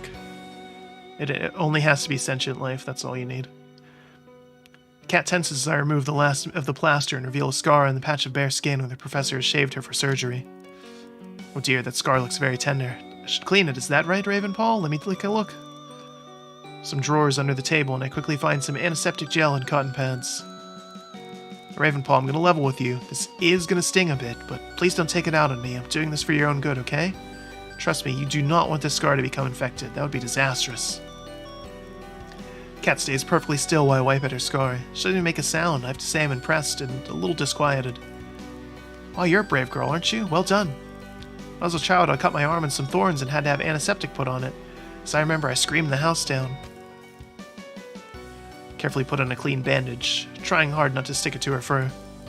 Suppose the medication comes next, doesn't it? What do we have here? Look through the drawers and find a box of pre-filled syringes labeled catatonic. That's what you went with? Really? It's too obvious.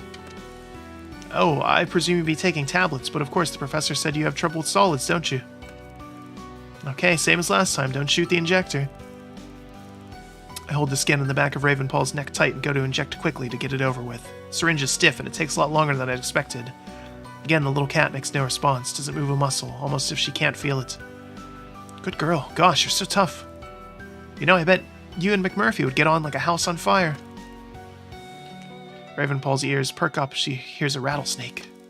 Murphy's one of the coolest people. I mean, I was a little wary at first, but he has the Irish charm that's so hard to resist. We haven't met with him at all yet. Tiny Cat's head spins to look at me. How do you know he's Irish? My heart lurches into my throat.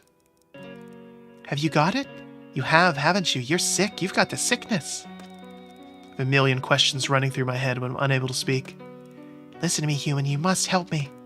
I suddenly jolt to my senses. I'm trying to help you, Ravenpaw. Please, don't use the cream on me. It burns. It has given me these red patches. I know it hurts, but I have to rub it into your wounds. Those red patches will get dry and itchy and even infected otherwise. No, please, I beg you, human. That stuff doesn't help. It doesn't. It hurts. I know it feels that way, but it's helping you, I promise. The professor's been caring for you so thoroughly since he found you. I'd get the sack if your treatment went downhill now. That man has only ever hurt me. Taken aback. It's pretty obvious by now that the professor is up to something shady. At the bare minimum, he's a drunk. Professor cares for you very much and only wants you to get better. Cat turns her face away as if she's given up all hope.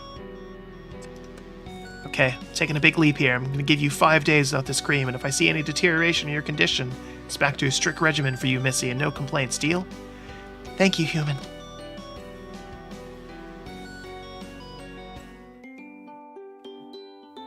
We did it. Research 3 complete. We've confirmed that there is another cat. There is another.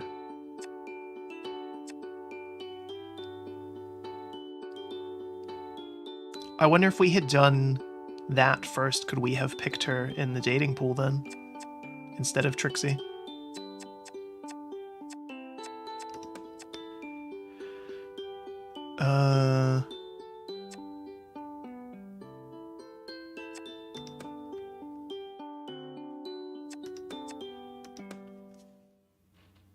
Recon time. Run through the sequence one more time. I know it by heart, but I'm nervous. I'm watching long enough to be sure the routine is just like clockwork, no deviations. Apart from one, and I've made that work for me. So the boat arrives at 1 p.m. Zane, always alone, talks to the older man Bob, who hands over the post, while the younger of the two, Joe, loads up the dolly with boxes of supplies. Zane puts the envelopes, never more than 3, into the breast pocket of his jacket. Solves the mystery of why he always overdresses when the boat comes in. He wheels the dolly to the mess tents and unloads the food supplies, then to the lab and unloads the medical supplies, then to the storage hut where he unloads the remaining packages and leaves the dolly. Next he goes to Professor Pauper's tent. The professor's in, he hands over 2 of the envelopes, keeping the third, his puzzler, in his jacket pocket. However, the professor isn't in his tent. Zane makes his way back down to his chair in the dock, drapes his jacket over the back of it, spends the afternoon on his puzzles before going back again in the evening to deliver the professor's mail. He never lets the envelopes out of his jacket pocket or the jacket out of his sight, so my only opportunity would be to pickpocket the security guard when he takes his jacket off. That relies on Professor Pauper not being in his tent. Luckily, I've ensured, with the help of my feline friends, the professor will be held up during his out-of-grounds inspection. Usually Pauper just meanders around the inner perimeter of the base camp area and checks that all is well. Most days everything is, but today Kibbles and Trixie have staged a little rumpus. We'll engage him for just enough time to miss Zane's delivery. He is, of course, sat in his usual place, jacket draped over his chair. Hi there, Zane. 127. Suppose we're on first-name terms now? A little something for you. Zane frowns, but he does not look at me. His eyes are instead where they always are, on his crossword. Made you puzzle. Oh boy. Based on how we're absolutely the top of our class, I'm sure that this is just a stellar puzzle here for Jay Leno. Crossword to be exact, it's pretty tricky if I do say so myself. Created the puzzle using all the cat's general knowledge. Major and McMurphy thought of some particularly treacherous teasers, while Kibble and Trixie offered some great obscure pop culture questions. Snooty Booty was mostly just trying to get the cat treats out of my pocket. Hand the paper to Zane, who's still frowning. Is Dix having a whale of a time? Is this a joke? That chin. Oh my god. Why isn't Zane romanceable? Just think. That chin. Oh, it gets harder. Zane peers over the crossword. Why'd you make this for me? You know how bored I get, and I like you, Zane. Oh. Hold up, maybe Zane is the 6th cat. Zane breaks into the first smile I've seen on his face, although small and slightly uncomfortable looking. I don't have anything for you. Yes, he's warming to me. This plan is going spiffingly. What are those weird words? Oh, don't worry about that. All I want for you is to complete it. Make my hands into a heart shape while Zane is distracted.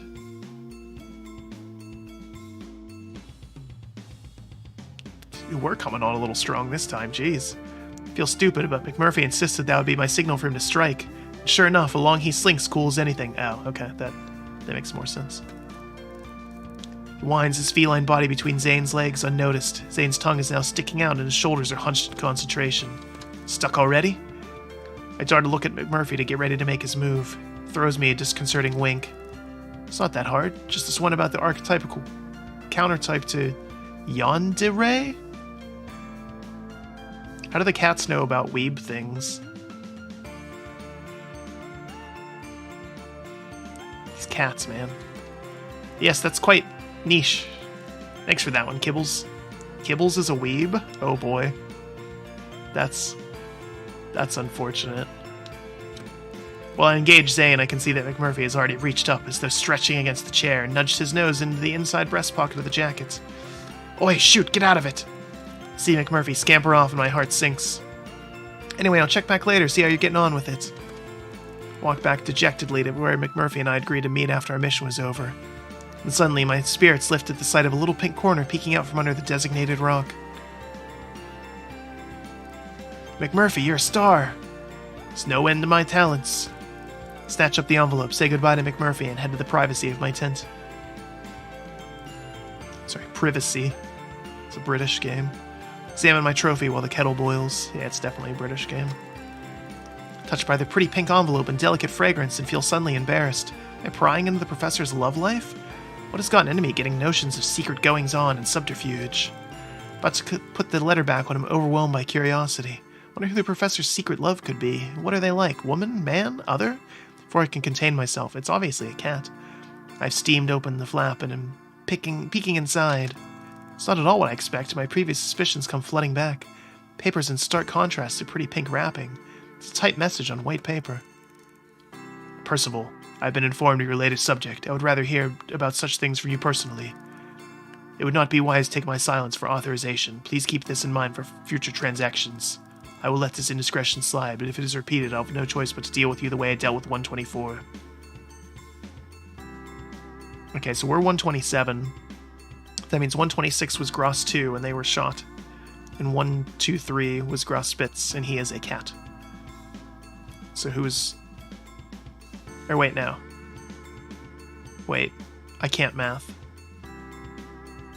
So we're 127, 126 was Gross 2, and 125 was... Okay. So yeah, that was the one prior to Gross Spitz. As for the project, case study number 6 is anesthetic. Please act accordingly. P-103 has been unsuccessful. Avoid future investigation. Lab 09 has received the latest batch. Protocol to begin on the 8th. Finally, I trust your new assistant has arrived. It's proved to be more helpful than the previous one. Seem to have had a bad run of luck in that area. So you know I do not abide bad luck and will expect a reversal of the fortune post haste. Faithfully yours, 7.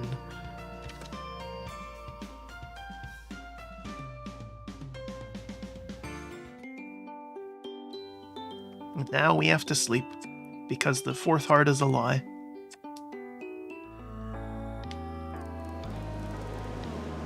There are waves crashing. The sound is so loud I can't make myself be heard, but I still scream to the life raft that's moving away from the sinking ship. I'm going down with this ship, being thrashed against the sides of the old wooden vessel. This isn't right, the ship looks wrong.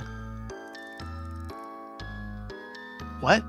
The cat's face looms close to mine. Everything is wrong, all of it. What the hell? Which cat are you? Words come out of my mouth as mewling, and I realize I'm not myself. Some kind of beast. I'm flying. In the claws of some enormous bird, the beating wings are deafening. I look down to see the ground approaching really fast.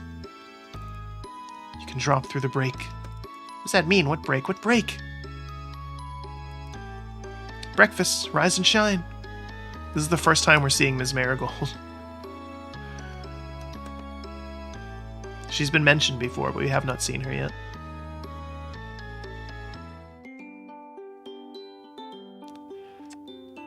Alright, let's get a drink, and then I guess we'll go on another date.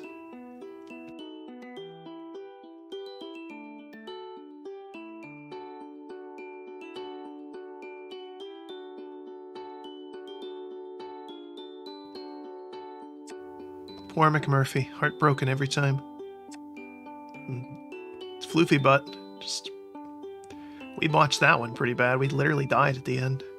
It's like Hatful Boyfriend all over again. Can't believe we couldn't even date pigeons.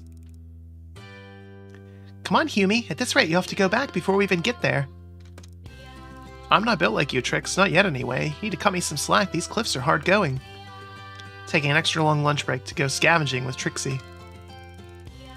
Having realized I'm the only member of the family not to be represented in rock form, she's become obsessed with finding my crystallized doppelganger. I'm both flattered and unnerved at being a member of a cat family. I try not to overthink it. You better get used to it, bro. You're gonna turn into a cat. Will you take 5 so I can catch my breath, please? It's okay. We're here. It's just over that edge. Look. As I catch up to Trixie, I instantly see what she's referring to. As soon as my head gets above the cliff we're climbing, I'm confronted with some kind of rock basin. It's almost volcanic looking, as though something huge once fell here and left an almighty indentation. Maybe a meteor? Maybe not a volcano? Because volcanoes don't tend to look like that. What is this, Trixie? Jump down, it's perfectly safe. We really are the worst scientists ever. The nimble little cat has made it down to the plateau in a couple of swift leaps and is looking up, as though encouraging a child into a swimming pool. It's easy, just spring down and glide down, or spring up and glide down. That makes more sense. For you, maybe. I'm a lot less cat than you might think. Give it time.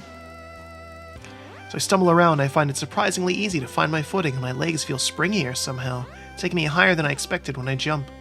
The landing feels soft and sure-footed. Maybe all this island exercise is making me fitter. Bravo! Maybe you're a lot less human than you think. When I've stopped feeling pleased with myself and taken my surroundings, I have a lot to catch my breath. I feel as though I'm standing in a prehistoric time warp. It's clearly a skate park. Where are we? What is this? Haha, close your mouth, Humi. The Luceites will get in. Lucelites? I'm not sure what that is. Never mind. Just get some of this and ditch dodge for the high road. Some of the expressions you use, Trix, you really do make me laugh. Were you born on this island? Just clawing at the rock like it's a scratch post. My parents brought me here in 1967. Yeah. What? Really? Wow, do you remember? No, the last one told me. The person who worked before me? How did... I'm silenced by her abrupt interruption. Thanks for all the help. I realize I've done nothing and jump up to see what I can do, but Trix seems to have what she came here for. Take this. It's short of black and silver. Hold it in your hands and feel the character. Try to blend with it. Swipe your credit card to make sure that you... do as I'm told. The only thing I feel is foolish. I'm not sure. Perhaps I'm not very rock-like? Your loss, man. Mineral. Sorry. Okay, leave it. We'll have to try again elsewhere. But to be honest, human, I'm running quite low on ideas for you. Ooh.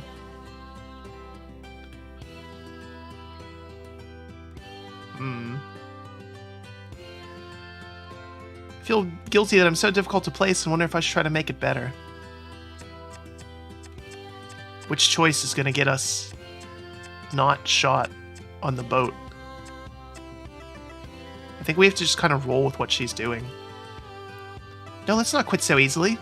Trixie flashes me a look. I've put quite a lot of effort in, actually, human. I know you've been amazing. I really meant myself. I've been a bit of a passenger with this so far, and I think it's time I made more of a commitment to it. Trixie looks much brighter. Really? That's so sweet of you. Absolutely. You sit down and take a break. I've got this. Trixie nuzzles down into a patch of wildflowers and watches me intently. I have absolutely no idea what I meant to be doing, so I start improvising, all the while watching her little cat face for clues as to how I'm doing. Crouch low to the ground and hold my arms out, open palms face down. Imagining they're fleshy metal detectors, I hover them about an inch above the ground and make large sweeping arcs. It seems to be going okay, and I'm rather pleased with myself. Trixie's smiling and nodding encouragement, clearly convinced by my little charade. I make the mistake of closing my eyes because I think I'll look more authentic. Now I can't see what Trixie's doing, if she's even looking at me. I decide to wrap this up. Oh! I've stopped mid-flow as though I can feel something. What gives, Humi? You found something? Voice is very close, so I can't risk opening my eyes now. Instead, I lower my hand and feel about for something, anything. Believe I have. My hand is settled on a small stone of some kind, which I grasp in my fist.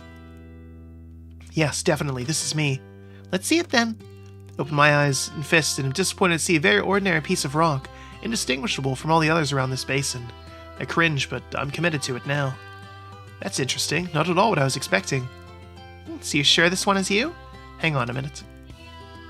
Try to look serious and focused the way Trixie does when she's doing this stuff. Yes, I'm definitely getting something. There's a sensation. Something's changing. Maybe the size of your nose, Humi. Huh? Stupid do you think I am? What? I don't... Stop the charade now. But I'm feeling... Nothing, Humi. Put that little bit of rock under your hand for you to pick up. I knew you were faking. I feel my face burn red. I'm mortified. Trixie, I'm sorry. I didn't mean to... I know what you're doing. It was sweet in a way, but you don't need to pretend with me. It's very real for me, and it doesn't matter if anyone else gets it. Or not. I get it. I feel so shallow. Yeah, I guess you would. Hey-ho. With a derisive snort, she's bounded off, leaving me to find my own way back to camp. We botched that one. Which means we get the bad end, because we didn't get all three. And there's no way to skip back to it easily.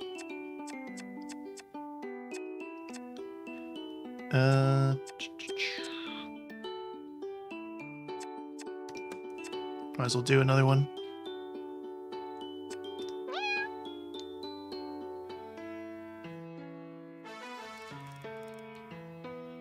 Sun is almost set, a large orange orb so low in the sky. I feel I could reach out and touch it. Maybe this is what Trixie wanted me to see. Her whispered invite from behind the lab door this morning was a brief, "Cave, sundown, dress to de-stress, be there to spare." Wow. Fancy. As I reach Trixie's cave, my breath is literally taken away. Clusters of lucilites, tiny illuminated flies look like strings of fairy lights hung all over the beach. They lead to a formation of rocks close to the water's edge, spotlit by the amber glow of the moon and surrounded by the sparkle and twinkle of more lucilites. It's magical. I call to Trixie as she emerges from her cave, dragging something in her mouth. Dash over to help her. Whatever it is, it looks far too heavy for the delicate calico cat. Oh, thank you. I'm almost done. Could you take it over to the seats? She's indicating the rock formation I was just admiring, and I see it now from this angle. It really does look like a seating area. In fact, the whole area looks like a stage, beautifully lit and set. I put the cloth bundle where she wants it and untie it for her. Discover a small collection of objects that Trixie immediately sets about organizing. So deft and determined, I can't help but see the human in her. So are they humans or not? I'm still... Is this confirmation? Like, I guess this is confirmation that they are people. They have to be. Right? Although that raises more questions. I mean, this whole game raises questions, but... I don't know anymore. Can I do anything? This looks fabulous, Trix. How'd you manage to stage the lucilites? She laughs. Easy when you know how. They just love mana. Mana? The mana from the heaven flowers, look! Clearly I've never played any RPGs. She takes a flower from the garland she's pulling from the bag and punctures the bulbous center with her claw. A few drops of clear, sticky liquid ooze out, instantly attracting a tiny swarm of sparkling flies. What is it? Taste it, go ahead. It's safe, Yumi. Actually, it's delicious. I gingerly touch a droplet with the tip of my pinky and put it on the tip of my tongue. It's sweet and spicy like cinnamon and honey. She's right, it's delicious. Garland is now around my neck. It looks like I'm wearing a necklace of dancing lights. Trixie's nudged a much smaller garland onto her head, and the effect is stunning. You have a halo. Trixie giggles. Well, I am an angel after all. Oh, it's filled with the colored liquid from the cave. From the other cave that the previous researcher found. Stuff as good as their mana in this. I drink a warm, sweet nectar from the shell that Trixie's placed in my hands. Yes, amongst other things. Steady, though. McMurphy helped make it. I thought I could detect the warmth of his Irish charm. Shlante, Murph. So the McMurphy can make alcohol in this island? What? As I drain the shell, I feel a bit lightheaded, and I sit down in one of the rock seats. Hello, chums. I didn't see you there. The whole of Trixie's mineral family are gathered on the rocks. Gang's all here. Boy, we're lightweight. We're apparently very drunk already. It's a lovely treat, Trixie. Thank you. But the main event is only just beginning. I'd like to present for your pleasure and delectation, Mademoiselle Trixibelle. Pardon me. Clap enthusiastically, but I have no idea what's going on. I'm having a ball anyway, because you're drunk. And then it begins. Trixie's taken center stage, throws her head to the full moon, lets out the most alarming sound. Almighty sound, okay. It's long and loud and weird. Strange concoction of meowing, hissing, and purring all together in a cacophony of ear-piercing caterwauling. Those sure were some words. For a moment I'm confused, but it's like another part of me starts to take over. Part of me that understands this awful racket in my ears rearrange what I'm hearing until it sounds like... singing? Beautiful singing, sad and plaintive, then rising to hopeful and rousing until I'm compelled to join in. I throw back my head and let out a sound I didn't know I could make. Come on, Humi, come up here. Trixie's inviting me onto the stage, and I'm momentarily brought back to my senses, where of who I am, and it jolts me. The hell am I doing out here on the beach at night with a clouder of yowling cats? It's just the one. Part of me feels like I'm intruding. It's voyeuristic, and I feel uncomfortable. Join me. Listen to scientific intellect. We don't have this. This is not a feature that we possess. We are like the worst scientists. Like, just awful. A quick Google search could confirm some of the science that we have screwed up. And that's with Google having the awful algorithm these days. So follow our feline instincts, because the science one's clearly not working for us. I leap gracefully onto the platform next to Trixie. From here, the view is even more astonishing. There are cats swarming in from the rocks and the undergrowth to join us. We're all harmonizing as though we are one entity, tails intertwine as lucilights dance around us. Trixie's begun a kind of dance, stretching and twisting her whole body, which looks elastic. I begin gyrating too, and it feels fantastic. Every muscle and sinew is malleable. I'm in total control of my entire anatomy. Are we twerking in front of a bunch of cats? Is that what's happening here? Is the song twerkable? Oh my god. This game really has everything. I wonder if we're sad twerking, or just drunk twerking. Before I have time to take in what changed, I'm running at full pelt with Trixie following, behind her whole string of cats all scampering in a serpentine line, me at the head, a weave around rocks and straight up to the water's edge. Suddenly it all changes again. We're reaching up towards the moon, cats standing on their hind legs, front legs stretching up and swaying, so being blown in the warm breeze. The moon melting its amber glow over us until suddenly I feel a wave of nausea wash over me. Break from the other revelers and crawl down on my hands and knees a little way up the beach. Feels less potent here, and I lay down for a while and let the sounds of yowling cats sing me to sleep.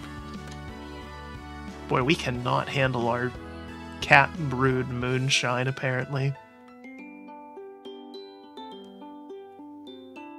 What a disappointment we must be. Just the red flags keep piling up for the researchers. I think they deserve whatever they're gonna get.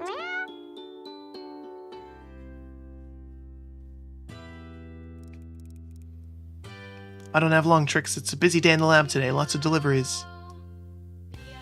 We're getting the meow song a whole lot now. It's very distracting. And certainly is a design choice in this game. Trixie's pulling at the corners of the cloth she's laid on the ground. I know you're a very important and humanly person, but I think you'll be pleased you gave up a bit of your time for this. She's produced a small box wrapped with pretty paper and a ribbon around it. My gosh, where'd you get this from? Did you wrap it yourself? It's no need to sound so surprised. I thought you knew by now I'm a very clever cat. Well, open it. I didn't want to spoil it, but tear off the paper and bows, and I toss them away. Trixie leaps on them, delightedly playing cat and mouse. Come on, Humie, need help? No, it's mine. I tussle with the box playfully, and eventually I retrieve it and take off the lid.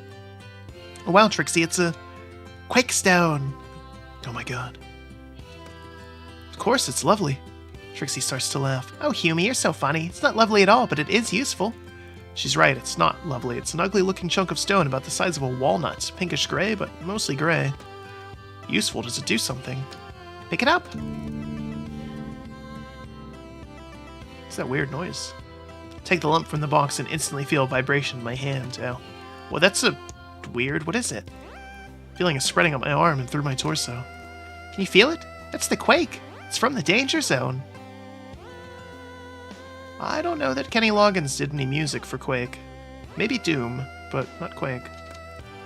What, you went to the Danger Zone? Yeah, yes, there's a highway there.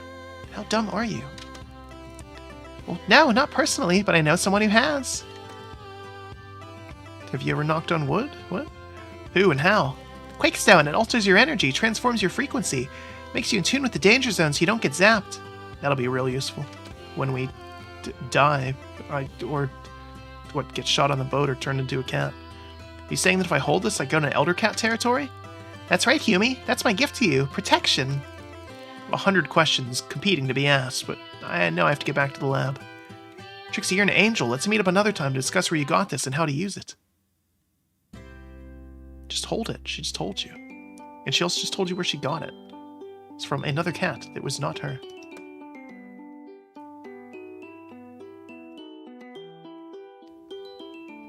Alright, now we have to rest again.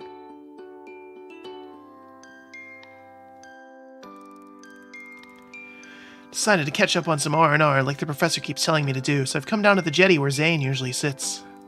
Today isn't a delivery day, and as I was hoping, he's nowhere in sight. I sit with my legs dangling over the edge and take out my sketchbook and pencils. I haven't done this in ages. It's so peaceful. I get lost in my own little world when I'm drawing. Tried doing a couple of landscapes, the mountain range in the distance, the trees of the forest, but nothing's really grabbing me.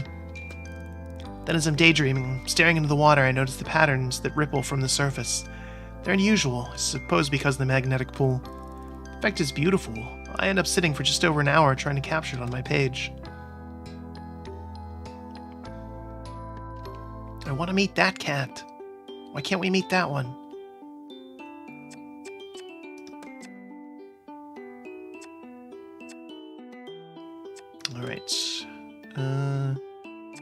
Feeding duty.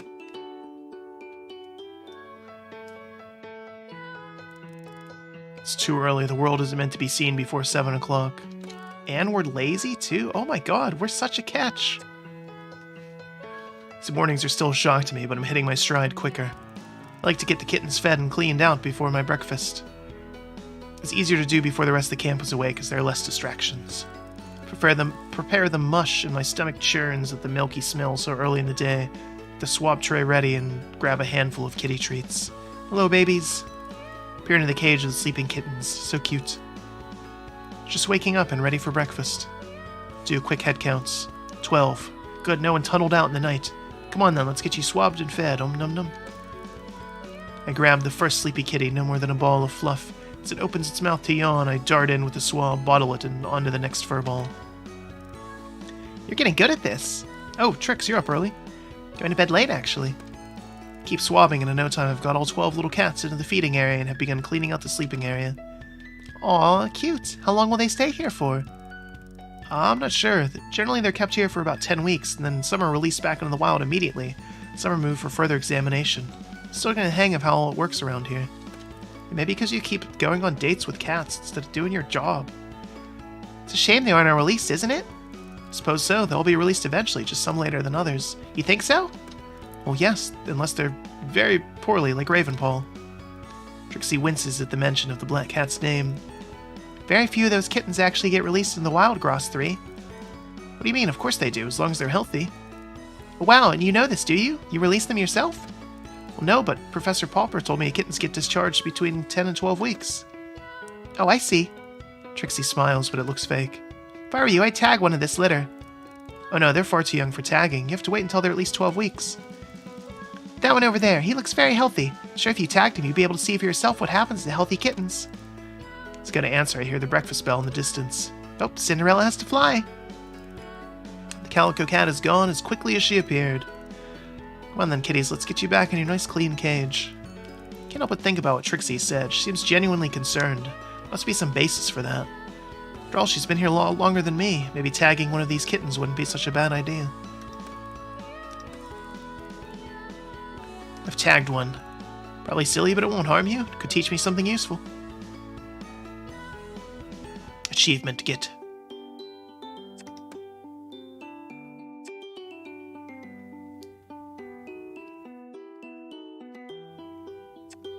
Okay, so we cannot, or do not want to finish our research yet, because that ends this week. So 2 more recon, then 1 more date. Shipment of supplies, and a rock.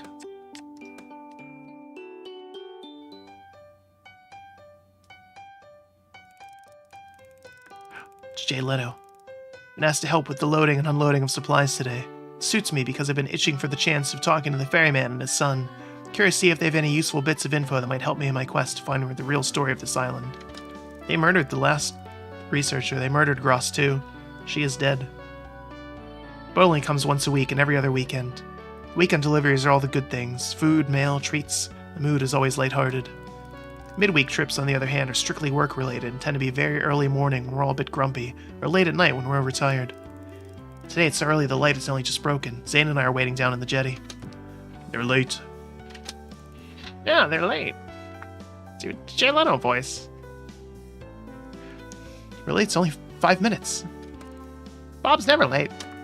It's be quite the trip, though, to the mainland. You'd expect at least 5, maybe 10 minutes either way. Bob's never late. Remember that Zane isn't one for chit-chat, so I keep quiet and wait. Thankfully, it isn't long. I can hear the sound of the boat's engine before I can see it since morning mist hasn't been burned off by the sun yet.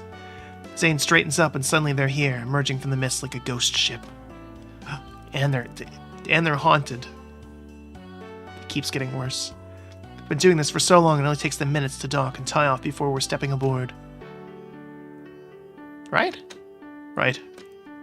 Another man, a few words. I nod to Bob's son Joe, and then he nods back. Guess we're the same age, but he's huge. Problems? A few extra crates. Hold us up 5 minutes. Okay, me and Bob will do the lifting. You two do the stacking. Till we come back with the outgoing, you stay aboard and sort out the incoming. Got that, Brainy? Looks at me. Brainy. Totally excited that Zane has given me a nickname, but a little crushed the nickname is Brainy. Sure, you bring him, we fling him. See him the only one grinning like a fool.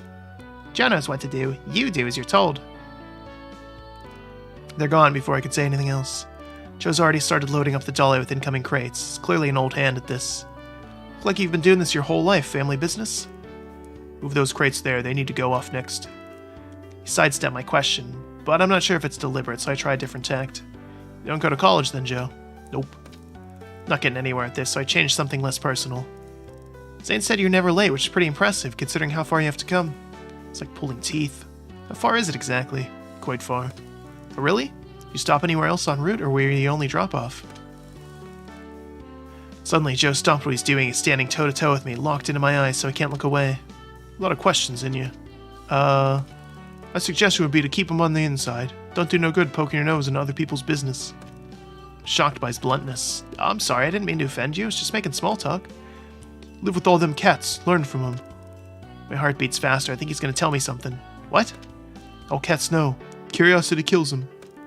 Starts laughing out loud. I just stand with my mouth open, not sure how to respond. What's the matter? Cat got your tongue? Laughs even harder.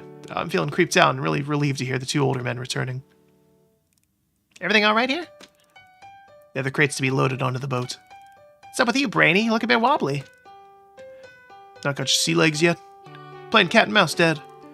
Bob turns sharply on his son and shuts him up with a look. You don't want to mind him. He don't mean no harm. Best take what he says with a pinch of salt. See a look pass between him and Zane and get the feeling there's a lot more going on here than I understand. Need to get back now, Brainy. We can take it from here. Well, to ask to stay, be given another chance, but all three men are looking at me and I just turn and slink away. Alright, so we've learned that everyone else here sucks. And there's clearly something shady going on. Recon time, though. Look at that rock that we got. Professor's away on an overnight trip to the mainland, so I've got the lab to myself for a while. I've been running tests on the Quake Stone Trixie gave me for hours now, and I'm no closer to understanding how it works. It emits a constant pulse, but I can't figure out where the energy needed to generate the vibration is coming from. Magnets.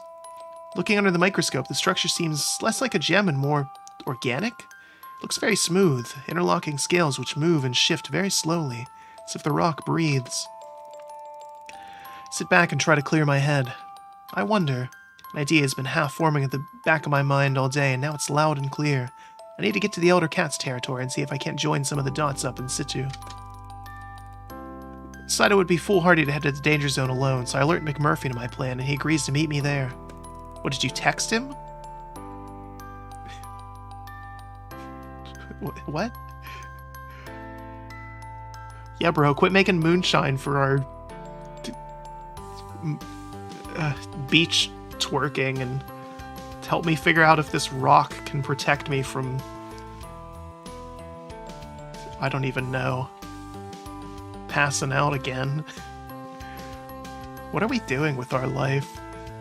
Not me, the streamer. The researchers in the game. I know what I'm doing with my life. I'm poking fun at this goofy game.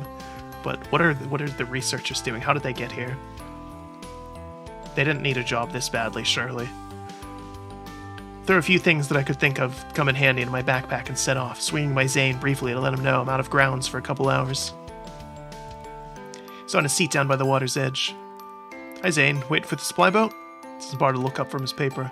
That's not till tomorrow, to bring the professor back. Okay. Catch us some rays, then. Isn't it nighttime? Carries on looking at his paper and doesn't respond. Just want to let you know I'm going on a field trip today.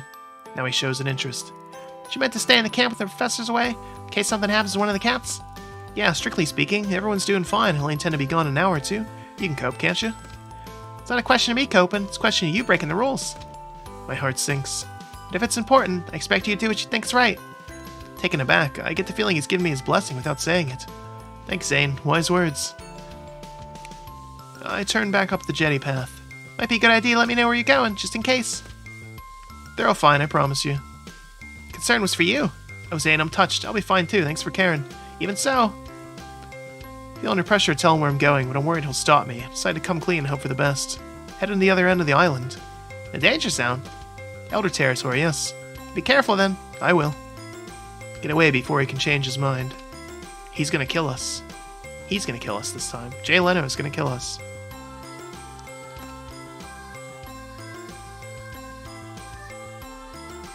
I haven't seen any major sign of McMurphy. So we meet here on the border of the danger zone. Squeezing the Quakestone in my hand, I could feel the vibration gently pulsing up my arm. Just as I'm about to venture further forward alone, I hear a friendly whistle. McMurphy can whistle? Are you missing me, Kara? I don't want to give him an Irish accent. It's weird. Why is there an Irish cat? And of course the Irish cat makes liquor. Come on, really? I was giving up on you, to be honest. That's not nice. You should never give up on a buddy. I'm glad you're here. I don't mind admitting I'm a bit nervous. Here, let me put this around your neck. Made him a collar for him by drilling into a piece of Quakestone and threading some twine through it. I don't want either of us to upset the elders. We need all the protection we can get, although I'm not sure this will even work. It's a big risk. I thought they were fine going in elder territory. That was why Major's hideout was here. Come on then, stay close. And you to me, and you to me. I can hear the amusement in his voice as he springs ahead of me and crosses the line into the danger zone. For a split second, I hesitate. I want to see if anything happens to McMurphy. If something does happen, I want to be able to get help. Not making me your cannon fodder, are you? Just watching your back, Murph. One large step forward, I'm over the line. Stand still for a moment to feel the difference, and there isn't any. Feel exactly the same pulsing coming from the Quakestone. Now it seems to be all around me. It begins to tingle. Can you feel that?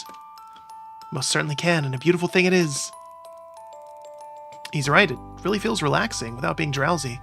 My mind is super alert, and I feel much more energized than I did a few minutes previously. There's some elders over on the right. They must be able to see us. They don't seem to be bothered by us being this close. As I take in my surroundings, I notice there are large rocks that appear to have been made of Quakestone. Skirt around the edge of the area, keeping as low profile as possible. I can't believe we're doing this. Oh, Kara, I wish I could show your face. Why? Because you're grinning from ear to ear. You look like the Cheshire Cat. Maybe you've gone through the looking glass. Ha ha ha ha. But I can see the huge obelisk-like stone which most of the elder cats are sitting around. Yeah, everything here is normal. What do you think what do you think, Mac? Quakestone? Has to be. Look how serene they are. Completely calm, some of them looking at us, but they don't seem the least bit bothered. There's no aggression in these animals. They're in total harmony with each other and their surroundings. Just vibing. Literally. Come on, Mac, let's leave them in peace. Move back to where we came in and gather some of the lumps of the stone to take back with us. I can see why they like it here so much. Okay, let's get the stuff off your neck. You'll be turning elder if I'm not careful. We walk back mostly in silence. It's a nice silence. Contented.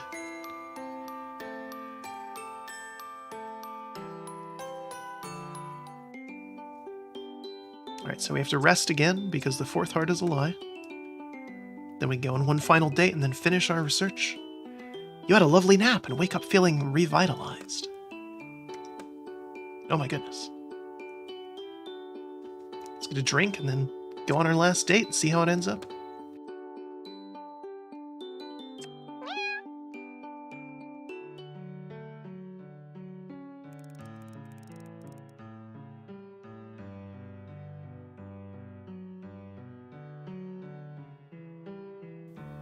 I've been following a familiar sound along the shoreline. I can't see Trixie yet, but I know that plaintive song anywhere. It leads me to her cave. Trixie, can I come in? Wait a minute. I can hear a flurry of activity, shuffling, and liquid being poured. How is she... Trixie, you're nearly ready? It's freezing out here. As the sun goes down, the island becomes ridiculously cold. Come in. Her voice is slow and sing-song. The cave is warm and welcoming. There are flower petals scattered around the ground and little jars of lucilites in every corner. Trixie is stretched out on a rock as though she hasn't moved. Hello, you. Long time no see. Wow, it's a hot date night with this cat.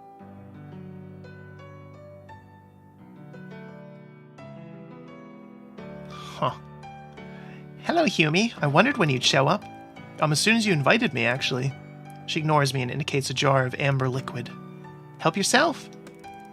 She's one of those moods. Alright.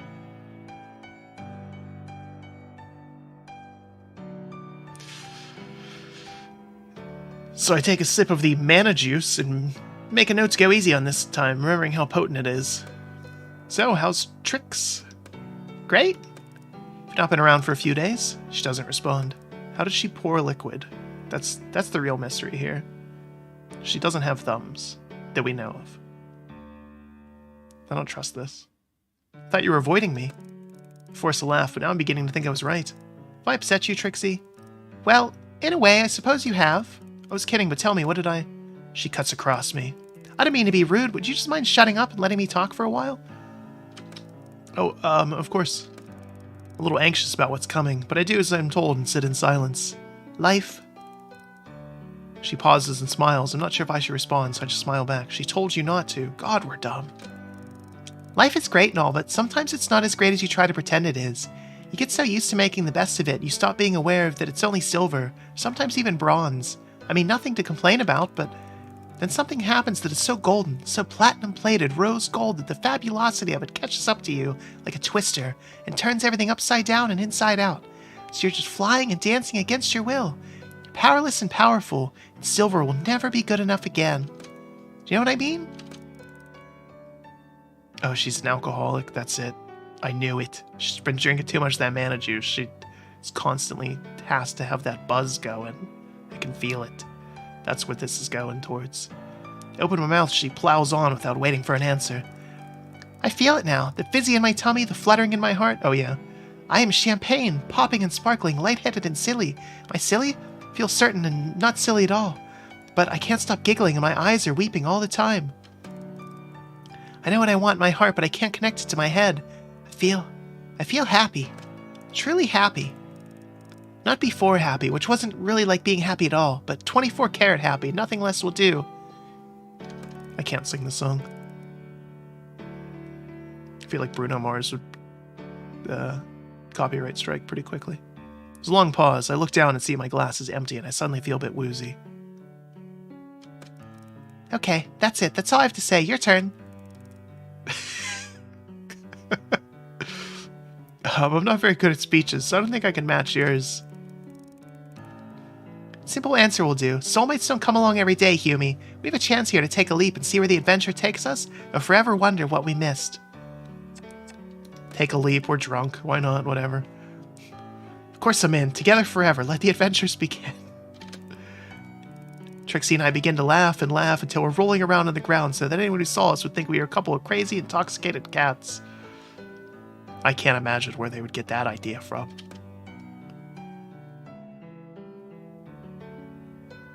Achievement get. 47.2% with our research. Once you complete your research, your time on Cat Island will come to an end. I'm ready.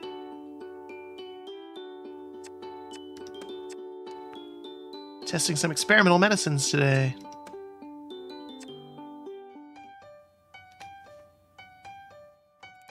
I arrive at the lab a little later than usual today. Got held up by the incredibly important task of petting all the cats I saw on the way in. Really crucial stuff. As I enter, I see a large, unmarked wooden box on the table. Morning, Professor. I wasn't expecting you to be working alongside me today. Isn't that his job? Aren't you a research assistant? Assisting him? What else would he be doing? I'm not, I'm afraid. I'm actually in a hurry, but I need to explain your new protocol I'd like you to carry out for me. He opens the lid of the crate, and inside are small, clear bottles, each containing white fluid. What's this, milk? No, these are samples from our offshore lab. Samples of what? So many questions. Curiosity is a marvelous trait for a scientist. I want you to run some tests on these. I want you to check how they respond to contact with compounds 16, 18, and 24. We're doing like cosmetics testing, right? I noticed how deftly he evaded my question. Once you've done that, provided there are no complications, I need you to apply the sample to some of the cats and record the results. I beg your pardon? Apply the samples to the cats, Gross 3, looking for specific reactions. Of course, sir, but I ought to have a little bit more information before I start applying some untested product on a living subject. Look, Ross 3, I understand your concerns. Of course I do. However, once in a while, one has to trim the red tape, and this is one of those occasions. I really am in the most awful rush, my dear. I have complete faith in you. Okay, well, I'm left alone. Good, because I was about to call HR. Pick up one of the samples from the box. Looks like a miniature milk bottle, but the fluid inside is creamier than milk. It's a vanilla frosty. I retrieved the components from the cabinet that the professor wanted me to test and spent some time combining them with the sample.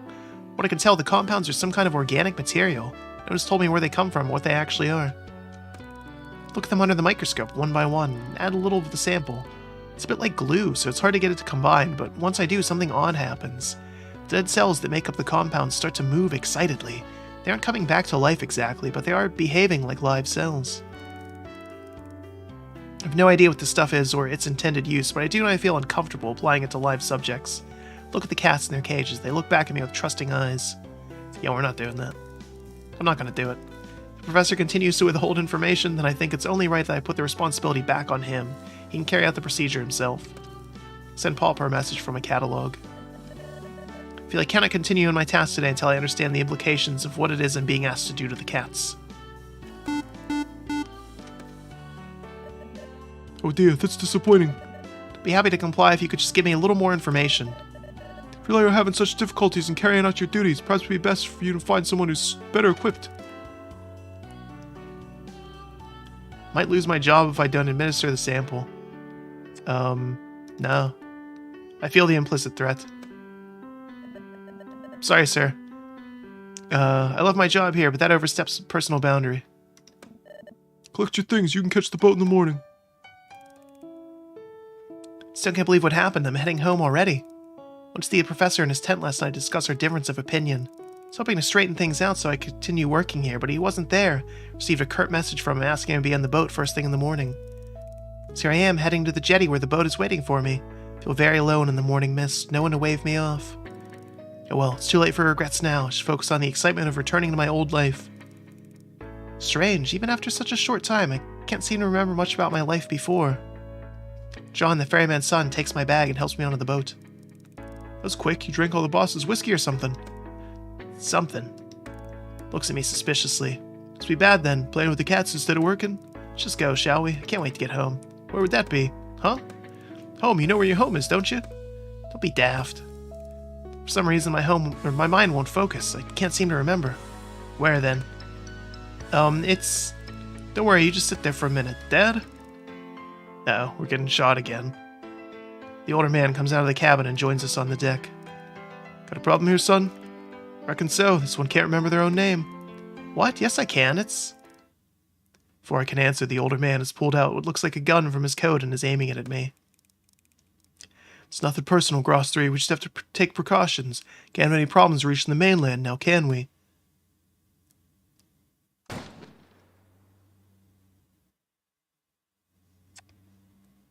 Elementary Extras, Research 8. We are batting 1,000. You've been sacked. Relationship status. In a relationship with Trixie. I don't know that we are anymore. I'm thinking we're not in a relationship with Trixie. I'm thinking we might have been killed. And we didn't complete the research. It didn't count as doing the research.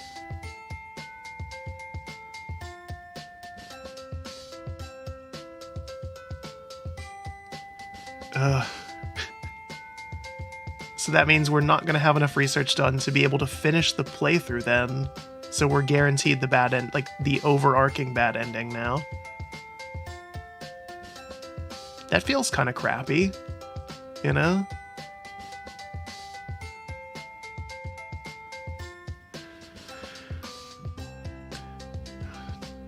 Yep. Just shy of 30% of the game seen, only 3 endings found, 0 secrets found. Yeah, it only counted as romancing 2 of the cats because we screwed up with the major. Yeah, we're short 1 thing of research that we should have gotten here because we decided to take the moral high ground and we died. So, cool. Good. That's good. Well, we'll end it here. I have to decide if I want to pick up with this or maybe just plow through off stream to fix the mistakes that I've made, and then we'll pick up later or something. I don't even know.